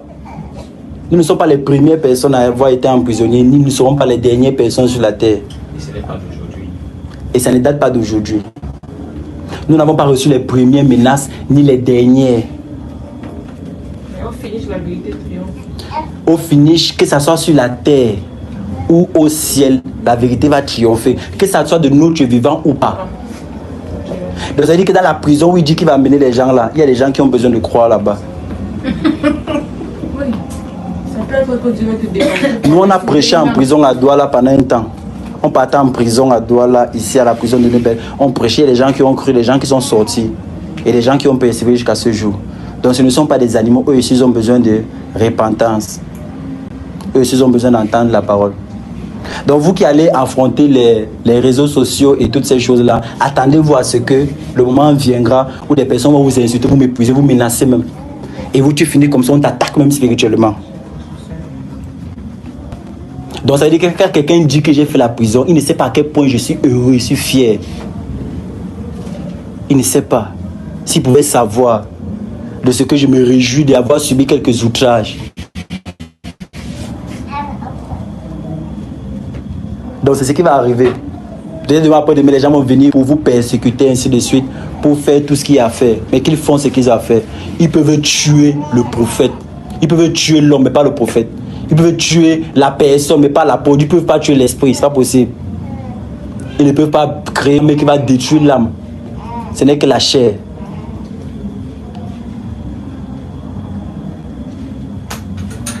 Donc, il y a des personnes qui nous connaissent, qui ont marché avec nous. La Bible déclare, Alexandre le forgeron nous a fait beaucoup de mal. Il s'est vivement opposé à nos paroles. D'un moment donné, il a été avec l'apôtre Paul, il s'est révolté. Il a décidé d'aller faire, soi-disant pour quelque chose qu'il a entendu, qu'il a vu, il a fait quoi que ce soit. C'est de l'aigreur. Et ça va arriver. Il y a des gens qui ont fait des imprécations, qui ont décidé de jeûner, rien que pour finir l'apôtre Paul. Donc que tant que Paul ne meurt pas, ils ne vont pas manger. Ils se sont retrouvés dans la même barque avec Paul encore. Le jeune les a tapé, l'apôtre Paul dit que mangeons. L'ange à qui j'ai Dieu, l'ange du Dieu à qui j'appartiens. Donc ça ne manque pas. Ça fait même longtemps qu'on n'a pas été persécuté. Tous les gens se lèvent le matin, on roule maintenant tranquillement dans la voiture, on rentre le soir, on mange bien. Ça fait tellement longtemps. Comme je dis, encore il porte le nom d'un frère que je connais bien, mais je ne peux pas penser que ce soit lui. Il ne peut pas. Je ne peux pas. Donc c'est quelqu'un en faux profil. Mais là, il n'y a plus le numéro, on attend. Si vous pouvez m'appeler maintenant, j'ai par appel audio. Le numéro passe en direct. Voilà, merci. La question c'est comment prier. Luc chapitre 18, verset 1. Luc chapitre 18, verset 1. Oui. Jésus leur adressa une parabole pour montrer qu'il faut toujours prier et ne point se relâcher. Oui. Il dit, il y avait dans une ville un juge qui ne craignait point Dieu Oui. et qui n'avait d'égard pour personne. Oui. Il y avait aussi dans cette ville une veuve qui venait lui dire, fais-moi justice de ma partie adverse. Pendant longtemps, il refusa. Mais ensuite, il dit en lui-même, quoique je ne craigne point Dieu et que je n'ai d'égard pour personne, néanmoins, parce que cette veuve m'importune, je lui ferai justice afin qu'elle ne vienne pas sans cesse me rompre la tête. Le Seigneur ajouta, entendez ce que dit le juge inique. Et Dieu ne fera-t-il pas justice à ses élus? Tu as 1%. Mets le téléphone en charge. Qui crie à lui j'ai vu. jour et nuit? Et tardera-t-il à leur égard? je vous le dis, il leur fera promptement justice. Regarde un peu. Prier veut dire en termes simples demander.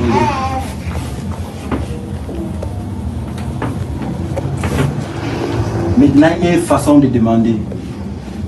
Dans Job chapitre 38, le verset 33, la Bible va déclarer que connais-tu les lois du ciel, règles-tu leur pouvoir sur la terre. Dis là-bas le Job chapitre verset 33. Job chapitre 38, au verset 33, il est écrit: connais-tu les lois du ciel? Oui. Règles-tu son pouvoir sur la terre? Vous voyez, n'est-ce pas? Donc ça veut dire que, écoutez très attentivement. C'est la question que Dieu vient poser à Job. Il demande à Job s'il connaît les lois du ciel. Il va continuer en disant, est-ce que tu règles leur pouvoir sur la terre? Ça veut dire que quelqu'un qui dit que ta volonté soit faite sur la terre comme au ciel. Ça veut dire qu'il faudrait qu'au préalable, il connaisse cette volonté dans le ciel. On ne prie pas sans connaître le Dieu qu'on est en train de prier.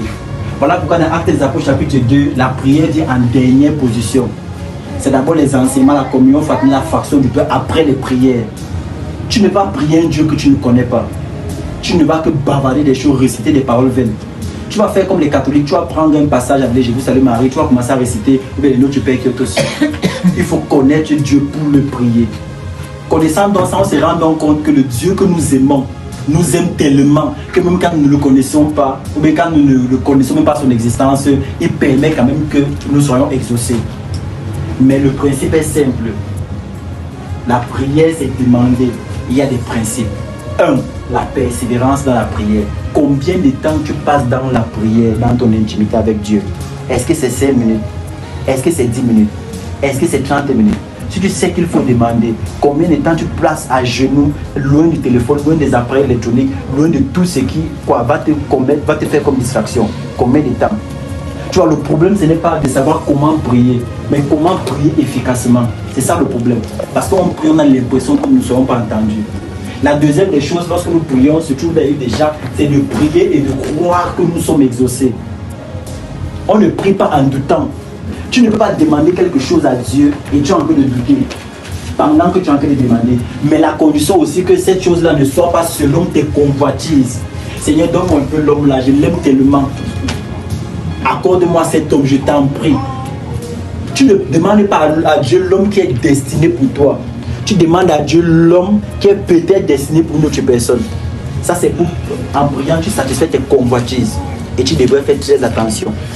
Donc, pour que tu te positionnes devant le Seigneur, on va prendre un exemple de prière lorsqu'on priait de Dieu à travers des livres des Actes des Apôtres là-bas.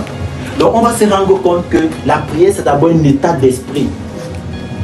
C'est d'abord une disposition, un temps. Tu te places à genoux, tu te procèdes, tu te couches. Selon que tu estimes être suffisamment humilié. Et tu parles à Dieu. Il y a donc plusieurs personnes qui ont pleuré dans les Saintes Écritures. Il y a plusieurs personnes qui ont prié.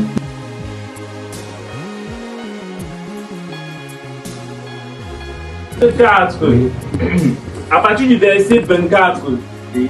Lorsqu'ils lui entendu, ils élevèrent à Dieu la voix tous ensemble et dit, deux points. Seigneur, toi qui as fait le ciel, la terre, la mer et tout ce qui s'y trouve, c'est toi qui as dit par le Saint-Esprit, par la bouche de notre Père, ton serviteur David. Pourquoi ce tumulte parmi les nations et ces vaines pensées parmi les peuples? Les rois de la terre se sont soulevés et les princes se sont ligués contre le Seigneur et contre son nom. Oui. En effet, contre ton saint serviteur Jésus. Ils sont en train de prier. Et remarquez que dans la prière, ils citent les Écritures. Seigneur, tu as dit dans ta parole. Il rappelle la parole de Dieu. Et il cite et continue maintenant à prier. Il n'a pas dit notre Père qui est aux cieux. Il n'a pas récité le Je vous salue Marie. Ils ont présenté la situation qui se trouve devant eux à Dieu. Mais le problème, c'est la persévérance dans la prière. C'est ça le problème. Nous, on ne connaît pas insister lorsqu'on prie. On ne connaît pas. Si déjà tu regardes tes motivations, la raison pour laquelle tu es en train de demander quelque chose à Dieu, et que ces motivations ne sont pas impures, si déjà les motivations que tu as dans ton cœur sont de joie, si par exemple tu dis qu'il est légitime, Seigneur, je veux que tu m'accordes de l'argent pour que l'enfant puisse sortir à l'école, c'est légitime. Parce que ce n'est pas bon quand l'enfant reste à la maison. Tu dois persévérer dans cette prière. Si possible, tu associes à cette prière un jeûne. Donc prier, c'est demander et il faut prier avec insistance. Et éviter les récitations. Les vaines paroles, c'est les récitations. Les Notre Père qui est aux cieux, les Je vous salue Marie, les gloires sont pour le Fils et Saint-Esprit. Toutes ces récitations-là sont des vaines paroles qui ne servent à rien parce que ça ne sort pas du cœur.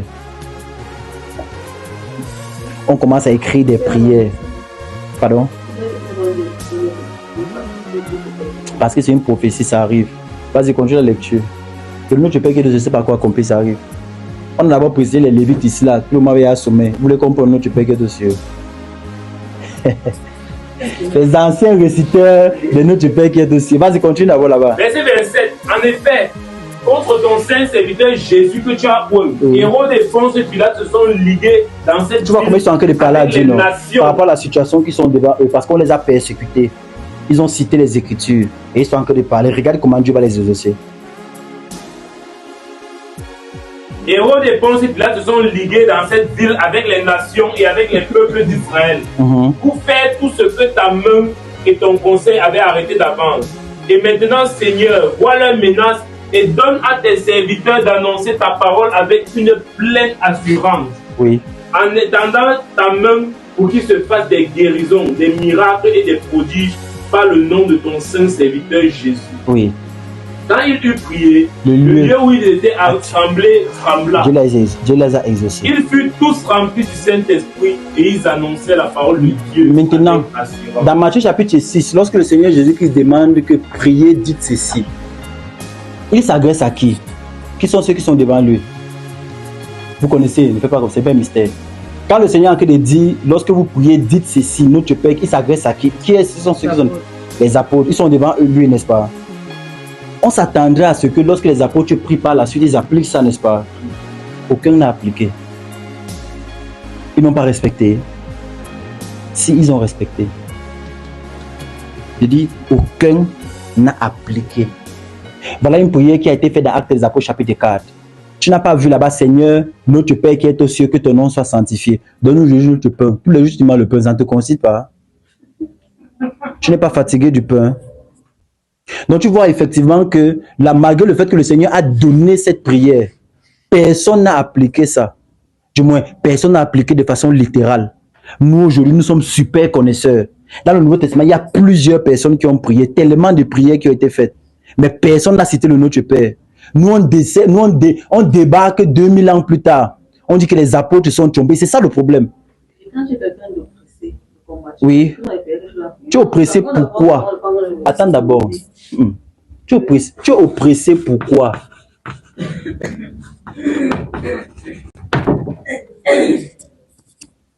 Tu es oppressé pourquoi? La Bible déclare que lorsque tu vas dormir, ton sommeil sera doux. Tu es oppressé pourquoi? Donc le problème aujourd'hui, c'est que on apprend aux chrétiens à marcher avec les démons main à main. On ne les enseigne pas la délivrance. Voilà pourquoi en venant le 26 octobre, vous allez voir beaucoup de choses. On ne prie pas pour que les gens soient délivrés. On les apprend à marcher avec le démon main à main. C'est parce qu'il ne se manifeste plus, qu'il n'est plus là. C'est que tu as signé un pacte. C'est un peu comme aujourd'hui l'église protestante et l'église catholique. Le mot protestant signifie opposant. Ça veut dire que quand l'église protestante, on les a donnés protestants. Ceci est arrivé simplement parce qu'ils ont eu à faire des pactes.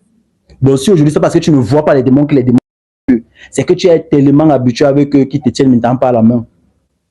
Tu as tellement resté avec eux qu'ils ont décidé par exemple de prendre l'enfant, de te laisser. Mais il faut la délivrance. Dans Luc chapitre 8, on a cité des femmes qui ont été délivrées d'esprits impurs, de 7 démons. Donc il faut la délivrance véritable. Donc on ne peut pas venir seulement dans cette assemblée, on se met seulement à bavarder comme ça. Non, c'est pas possible. Il faut la délivrance. Il faut la prier, il faut invoquer le nom de Jésus. Donc voilà pourquoi quand ces choses t'arrivent, l'oppression, au lieu qu'on entre dans l'esprit et qu'on voit ce qui se passe, on te donne donc de réciter des formules. On t'envoie des messages. Il faut réciter ceci, il faut faire ceci. Récite ceci, récite cela, récite ceci. On t'habitue. Parce que la plus grande volonté de l'ennemi, c'est que tu ne connaisses pas. C'est que tu restes dans l'ignorance. L'ignorance est un problème terrible. C'est-à-dire que rien que parce que tu acceptes que Jésus-Christ n'est pas Dieu, Satan est capable de te guérir. Il laisse une maladie qui te dérange pas parce que tu as accepté ça. Parce que lui, son plus grand combat, c'est que nous demeurions dans la délivrance. Et regarde, Job chapitre 38, le verset 33, connais-tu les lois du ciel, règles-tu le pouvoir sur la terre? Et quoi? Jacob connaissait les lois du ciel. Ésaü en avait il méprisait ces lois-là. Voilà pourquoi il s'est comporté comme un profane. Et Jacob réfléchissait comment récupérer le droit d'aînesse. Lui connaissait l'importance du droit d'aînesse. Mais Jacob, Esaü, lui, ne connaissait pas. Lui, tout ce qu'il savait, c'est aller à la chasse rentrer. Or, Jacob, quand il se mettait dans son coin, il méditait, il comprenait qu'il y avait de l'influence du droit d'aînesse sur les bénédictions. Il savait ce qui avait été dit de lui. Il savait qu'il devait faire quelque chose. Et il attendait juste le moment venu pour récupérer le droit d'aînesse. Tu comprends, n'est-ce pas? Donc, face à celui qui ne connaît pas, tu as un problème. Voilà pourquoi Satan gagnera à nous maintenir dans l'ignorance. Donc, rien que par la connaissance du droit d'aînesse que Jacob avait sur Esaü, il a récupéré le droit d'aînesse. Ça veut dire que même dans les plaisanteries, si ta petite soeur vient et te dit que tu fais même quoi avec le droit d'aînesse? Voilà, Jimmy, donne-moi ça. Je dis que fais même quoi avec? Depuis que j'ai ça me sert à quoi? Tu dis que prends. Quand tu dis prends, c'est bon.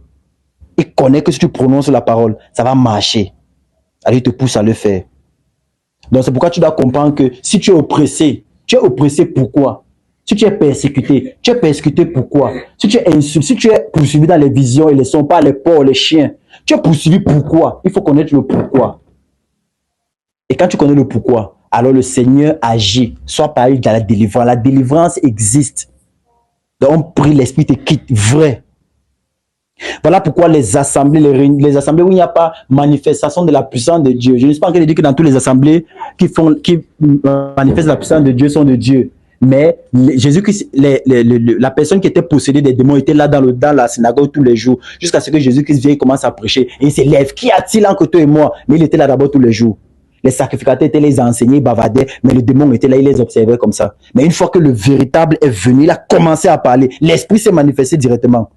Donc tu comprends que lorsque la vérité est prêchée, il faut la délivrance automatiquement. Il faut une véritable délivrance. Alléluia. Amen. Donc, c'est ça la prière. Et tu ne peux donc pas prier véritablement quand tu es d'abord possédé jusqu'à l'os. Soupire que le Seigneur accorde comme prix pour toi. Lorsqu'il se trouve la poutre sur ton œil ou la paille sur ton œil, tu ne peux pas retirer. Il faut d'abord, tu ne peux pas retirer la poutre qui est dans l'œil de l'autre. Même si tu as quelque chose dans ton œil, tu vas ouvrir comme ça que l'autre souffle dans ton œil. Pour que ça puisse véritablement quitter dans ton œil, d'accord? Voilà, donc c'est pourquoi il faut la délivrance, pour que tu puisses voir. Alors tu sauras comment aider l'autre. Donc, les notes, tu peux que de se mettre ça de côté. Personne n'a récité ça dans le Nouveau Testament. Il y en a au moins 10 prières là-bas. Alléluia. Puis, Madame Jamen, vas-y, pose ta question. Je veux que tu m'expliques un peu Hébreu 10 à partir de verset 19 à 39.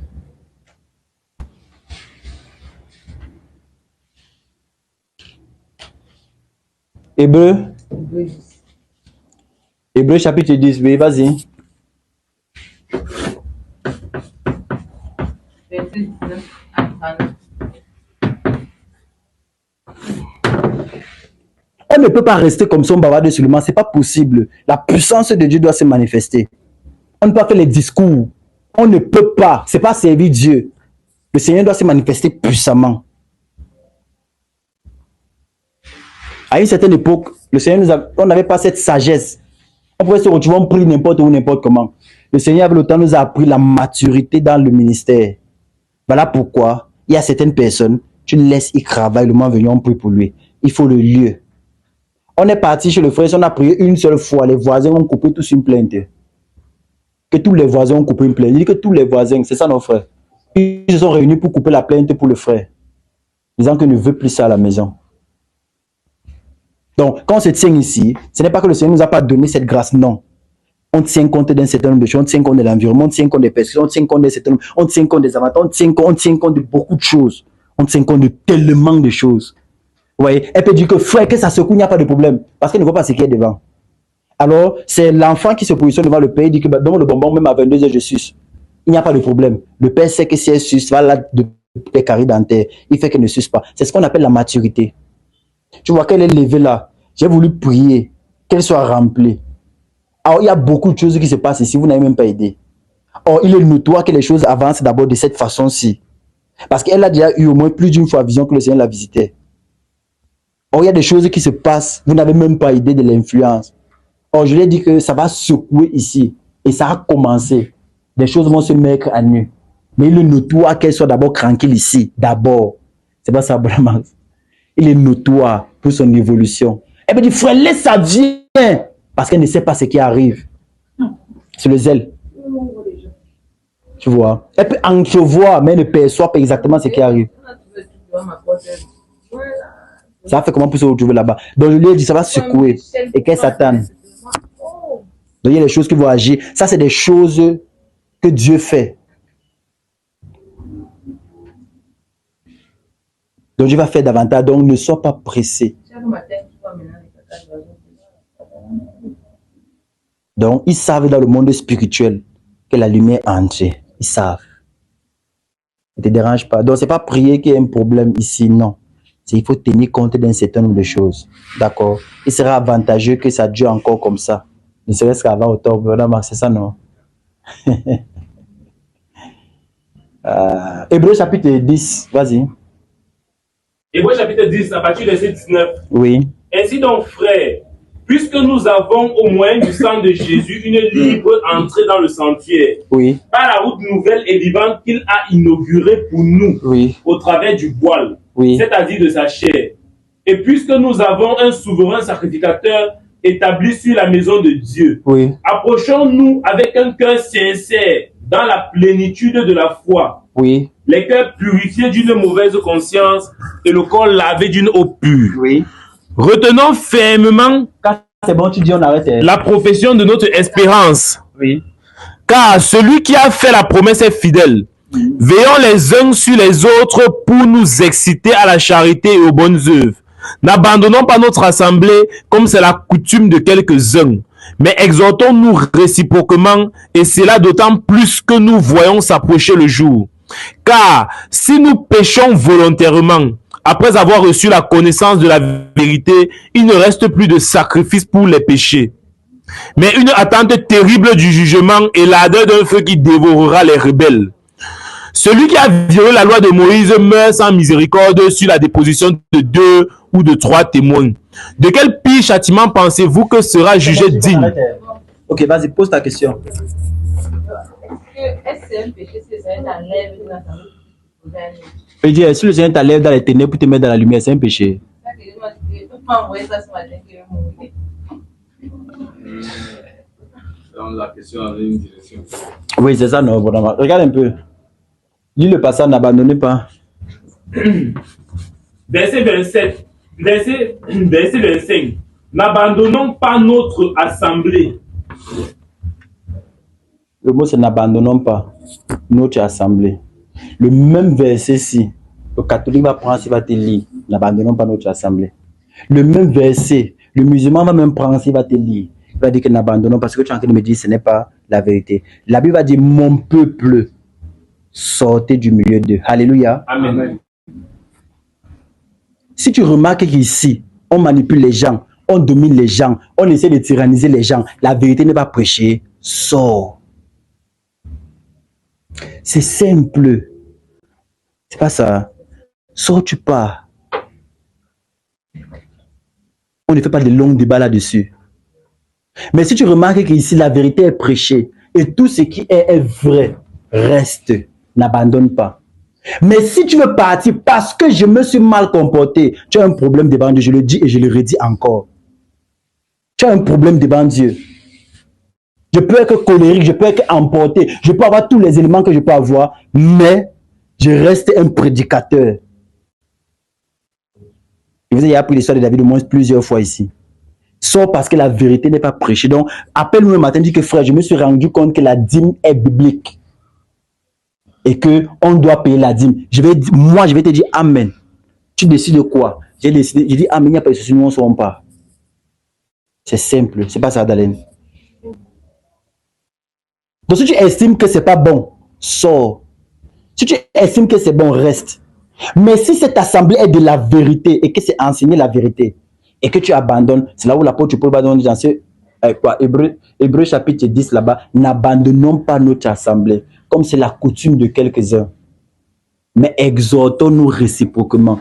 Il y a des gens qui se découragent. Par exemple, il y a l'assemblée qui peut se faire Yaoundé. Les gens ne viennent même plus. Ils préfèrent assister en ligne. Certains n'assistent même plus. Le dimanche est devenu le jour du sport. Dieu te donne le travail. Le dimanche, tu veux maintenant faire le sport. Ça devient trop grave. Tu commences à venir quand tu veux, comme tu veux, au moment où tu veux. N'abandonnons pas. C'est la vérité. Si quelqu'un te dit que je ne pars pas dans cette assemblée, tu lui demandes pourquoi. Parce que le pasteur est monté, le pasteur est descendu, tu lui poses la question. Jésus qui s'est mort pour toi, il te dit oui, c'est-à-dire qu'il y a aussi des choses que tu as faites. N'entre pas dans tous les débats. Mais si quelqu'un te dit que dans cette assemblée, si on ne prêche pas la vérité, on enseigne le mensonge, tu dis que quelle est la vérité qu'on n'enseigne pas? Viens, tu nous expliques. Alors tu dis qu'il y a des conducteurs à qui tu peux parler. Si comment dire que tu ne veux pas les parler, tu laisses. Il faut qu'on nous dise ce qui est faux. Parce que nous n'avons pas le monopole de la connaissance. Nous avançons tous les jours de la même façon que le soleil s'élève. Il donne sa clarté sur la terre au fur et à mesure. De la même façon, la révélation est progressive. La révélation est progressive. Donc je suis le frère Philippe, enseignant de la parole. Ce que nous enseignons, c'est ce que nous voyons dans les Saintes Écritures. Si je vis dans la fornication, si je fornique, je ne dois pas venir vous dire que il faut forniquer. Ça devient un problème. De toutes les façons, voilà pourquoi il faut les anciens. Parce que si je dérape, ils vont me rapper. Ils vont directement m'appeler frère Philippe. Il y a ceci que tu as enseigné, je n'ai pas compris. Je vais devoir rendre compte. Voilà pourquoi ils sont là pour m'écouter. Parce que je vais rendre compte de ce que je suis en train de dire. Mais si je fornique et que je prêche, je n'ai pas forniqué, il y a quelqu'un forcément qui va dire que la dernière fois était vu se faire ceci. Je dis, ah maman, pardonne-moi. Eh bien, je me repens devant Dieu. Je prends un temps, je me repens. J'ai regardé sur les réseaux sociaux, il y a un monsieur qu'on appelle Noël Kampala. Les filles l'ont accusé d'avoir couché avec les filles, violé les filles, ainsi de suite, même les garçons. Moi, le genre de choses ne peut même pas me scandaliser. Ça me scandalise quoi? C'est un peu un homme. Vous croyez que quand David s'est placé, il a appelé son Joab, il a dit amène ce monsieur-ci, mets-le au plus fort du combat qu'on le tue. Vous croyez que c'est quoi? C'est même pas le noir cœur, mais c'était l'homme selon le cœur de Dieu. Vous pensez que quoi? Donc quand je regarde ça ne me scandalise pas. Même si j'étais populaire, je n'ai jamais fait de sorties pour raconter de telles bêtises. Qu'il a péché, il a fait ceci, oh c'est monté, c'est descendu. Mais il a péché, c'est un homme. Au lieu de prier, parce que la personne qui se glorifie, c'est l'ennemi. Rassemblons-nous autour de lui, couvrons sa nudité. Amenons-le à la repentance. Frère, repens-toi. Il a envoyé un message où il demandait pardon. Je vois les aigris avec le cœur noir. Moi, ça dit qu'on s'en fout de ça. On s'en fout, tu vois, les aigris. Tu ne peux pas comprendre ce que tu as fait à Jésus-Christ de mauvais pour refuser que l'autre ait accès au pardon. Mais les gens se prennent pour qui à la longue? Les gens méprisent le sacrifice de Christ. Quelqu'un qui est venu est mort pour toi. Quelqu'un d'autre qui a droit à la repentance, tu refuses, tu estimes qu'il ne s'est pas suffisamment repenti ou n'a pas suffisamment demandé pardon. Tu te prends pour qui?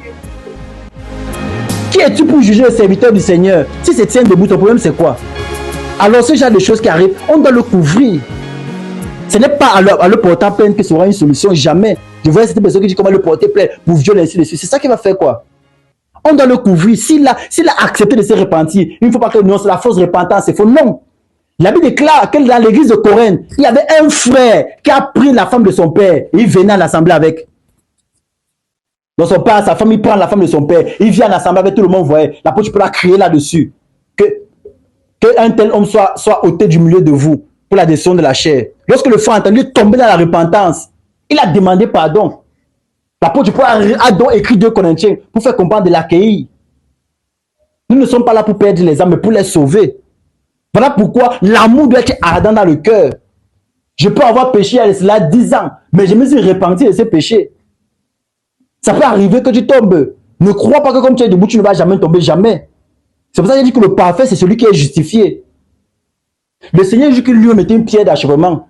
Il n'est pas dit qu'il a péché, mais c'était une pierre d'achèvement. Voilà pourquoi Jean-Baptiste renvoie encore les serviteurs pour aller demander, es-tu celui qui doit venir ou devons-nous en attendre un autre?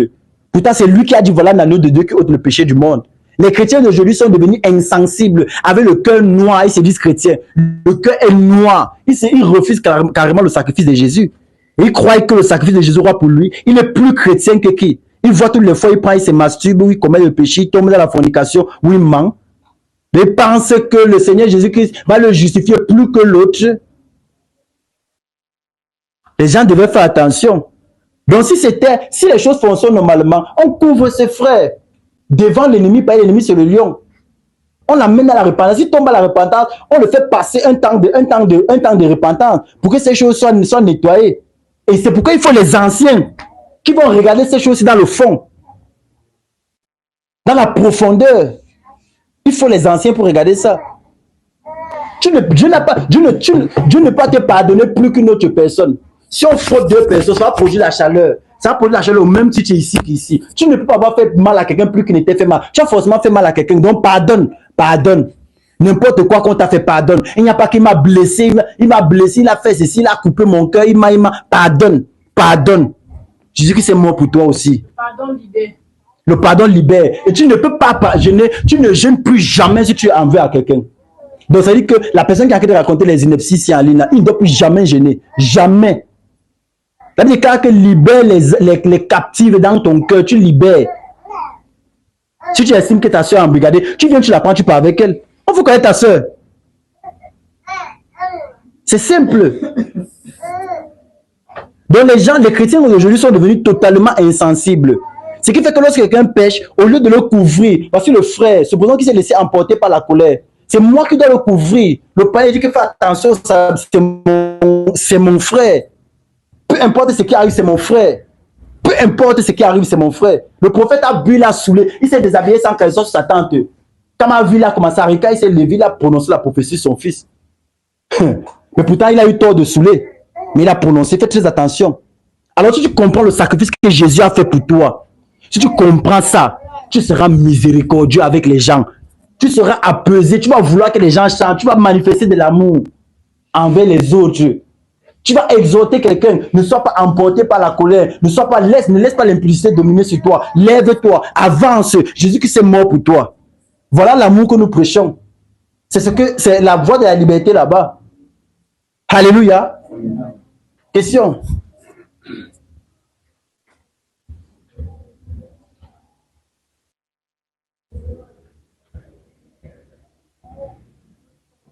Si quelqu'un dit que le problème c'est que les églises commercialisent, ce n'est pas mon problème si les églises commercialisent le nom de Dieu.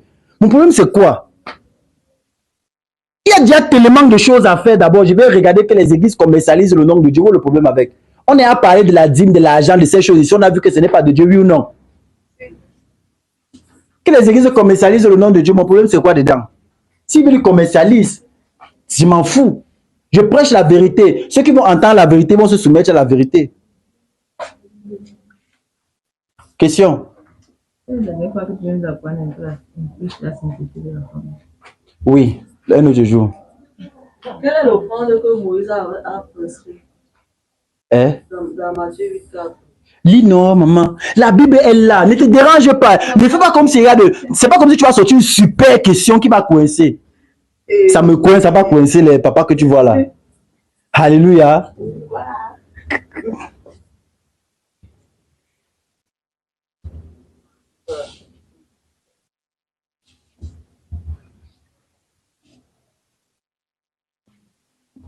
Jésus étendit la main, le touchant et dit, je le veux bien, je le veux pas plus. Attends, tu as dit quoi? Matthieu 8. Oui, Matthieu chapitre 8. Oui. Aussitôt, il fut purifié. Mais c'est bien quand vous posez les questions comme ça fait du bien. Et Jésus lui dit, garde-toi d'en parler à personne, mais va te montrer au sacrificateur et présente l'offrande que Moïse avait prescrite. C'est où ma chère soeur, s'il te plaît? Matthieu 8, verset 4. Oui. Où est le problème? C'est quoi l'offrande que Moïse avait prescrite? Bon, il te pose une question. D'après ce qu'on a enseigné ici, n'est-ce pas? Qui a prescrit? C'est Moïse. Forcément, l'offrande se trouve où? Dans l'Ancien Testament, Lévitique chapitre 13, verset 2. Donc tu vas là-bas, tu vas voir donc l'offrande là. On ne sait pas comme si tu coupais 10 000, 15 000. Non. Moïse était quoi? Lévite. Ok. Vas-y.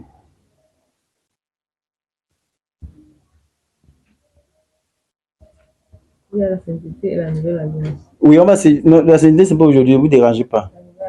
On va bombarder ça après. Il y a la différence entre le songe et la vision.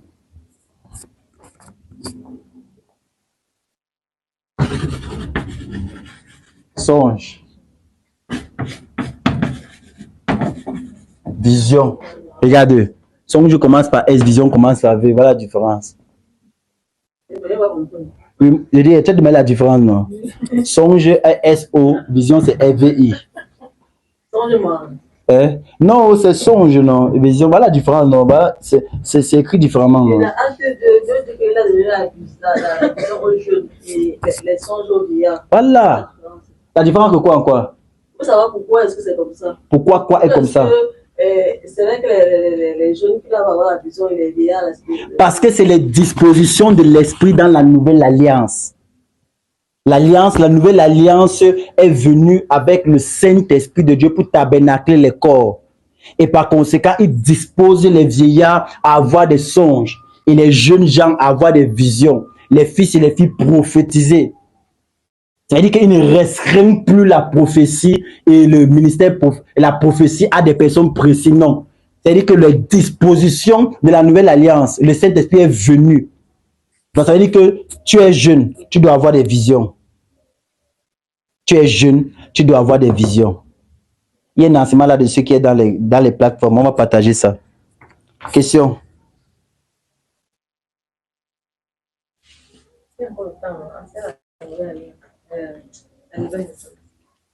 Une autre fois. Question. Voilà, tu l'as. Les enseignements, comment commencer à les comme ça. Et c'est qu'il y a l'enseignement de la nouvelle naissance, n'est-ce pas, à faire. Il y a aussi la sainteté extérieure de la femme. Donc la sainteté de la femme, donc sainteté intérieure et la sainteté extérieure. Les frères vont prêcher, ça ne vous dérange même pas. Vous voyez comme ils veulent l'entendre, non, Boda Max? Ils veulent l'entendre, non? Donc je crois que pour aujourd'hui c'est bon. Madame Jamel, c'est d'Alain, tu appelles comment? Yolande, aujourd'hui c'est bon. Je vais choisir un ancien. Le frère Max va venir en grâce à Dieu. Et on va s'arrêter là pour aujourd'hui. Rendez-vous demain 19h. Rendez-vous demain 19h. C'est quoi la 9h? Tu dis? Regarde, quand tu ne veux même, tu fais 9, tu ajoutes 6 pour avoir le de temps. Vous prenez un cahier, vous les mentionnez au fur et à mesure. Il y aura des assemblées et on prendra le temps d'enseigner. Il a dit, allez et prêchez, baptisez-les au nom de Jésus de Nazareth pour les faire être des disciples. Quand on parle de disciples, c'est une discipline. La discipline, ce n'est pas du tic au tac, ça prend un temps d'enseignement, un temps d'impulsion. Toutes les questions posées, on a parlé aujourd'hui de l'argent. On n'a même pas touché le chapitre. Et comme il a dit, il a étudié vos dispositions, vous n'êtes pas capable de recevoir. Le Seigneur dit qu'il y avait beaucoup de choses à dire, mais il n'était pas capable de recevoir, de porter. Vous comprenez ce qu'on a dit? De porter.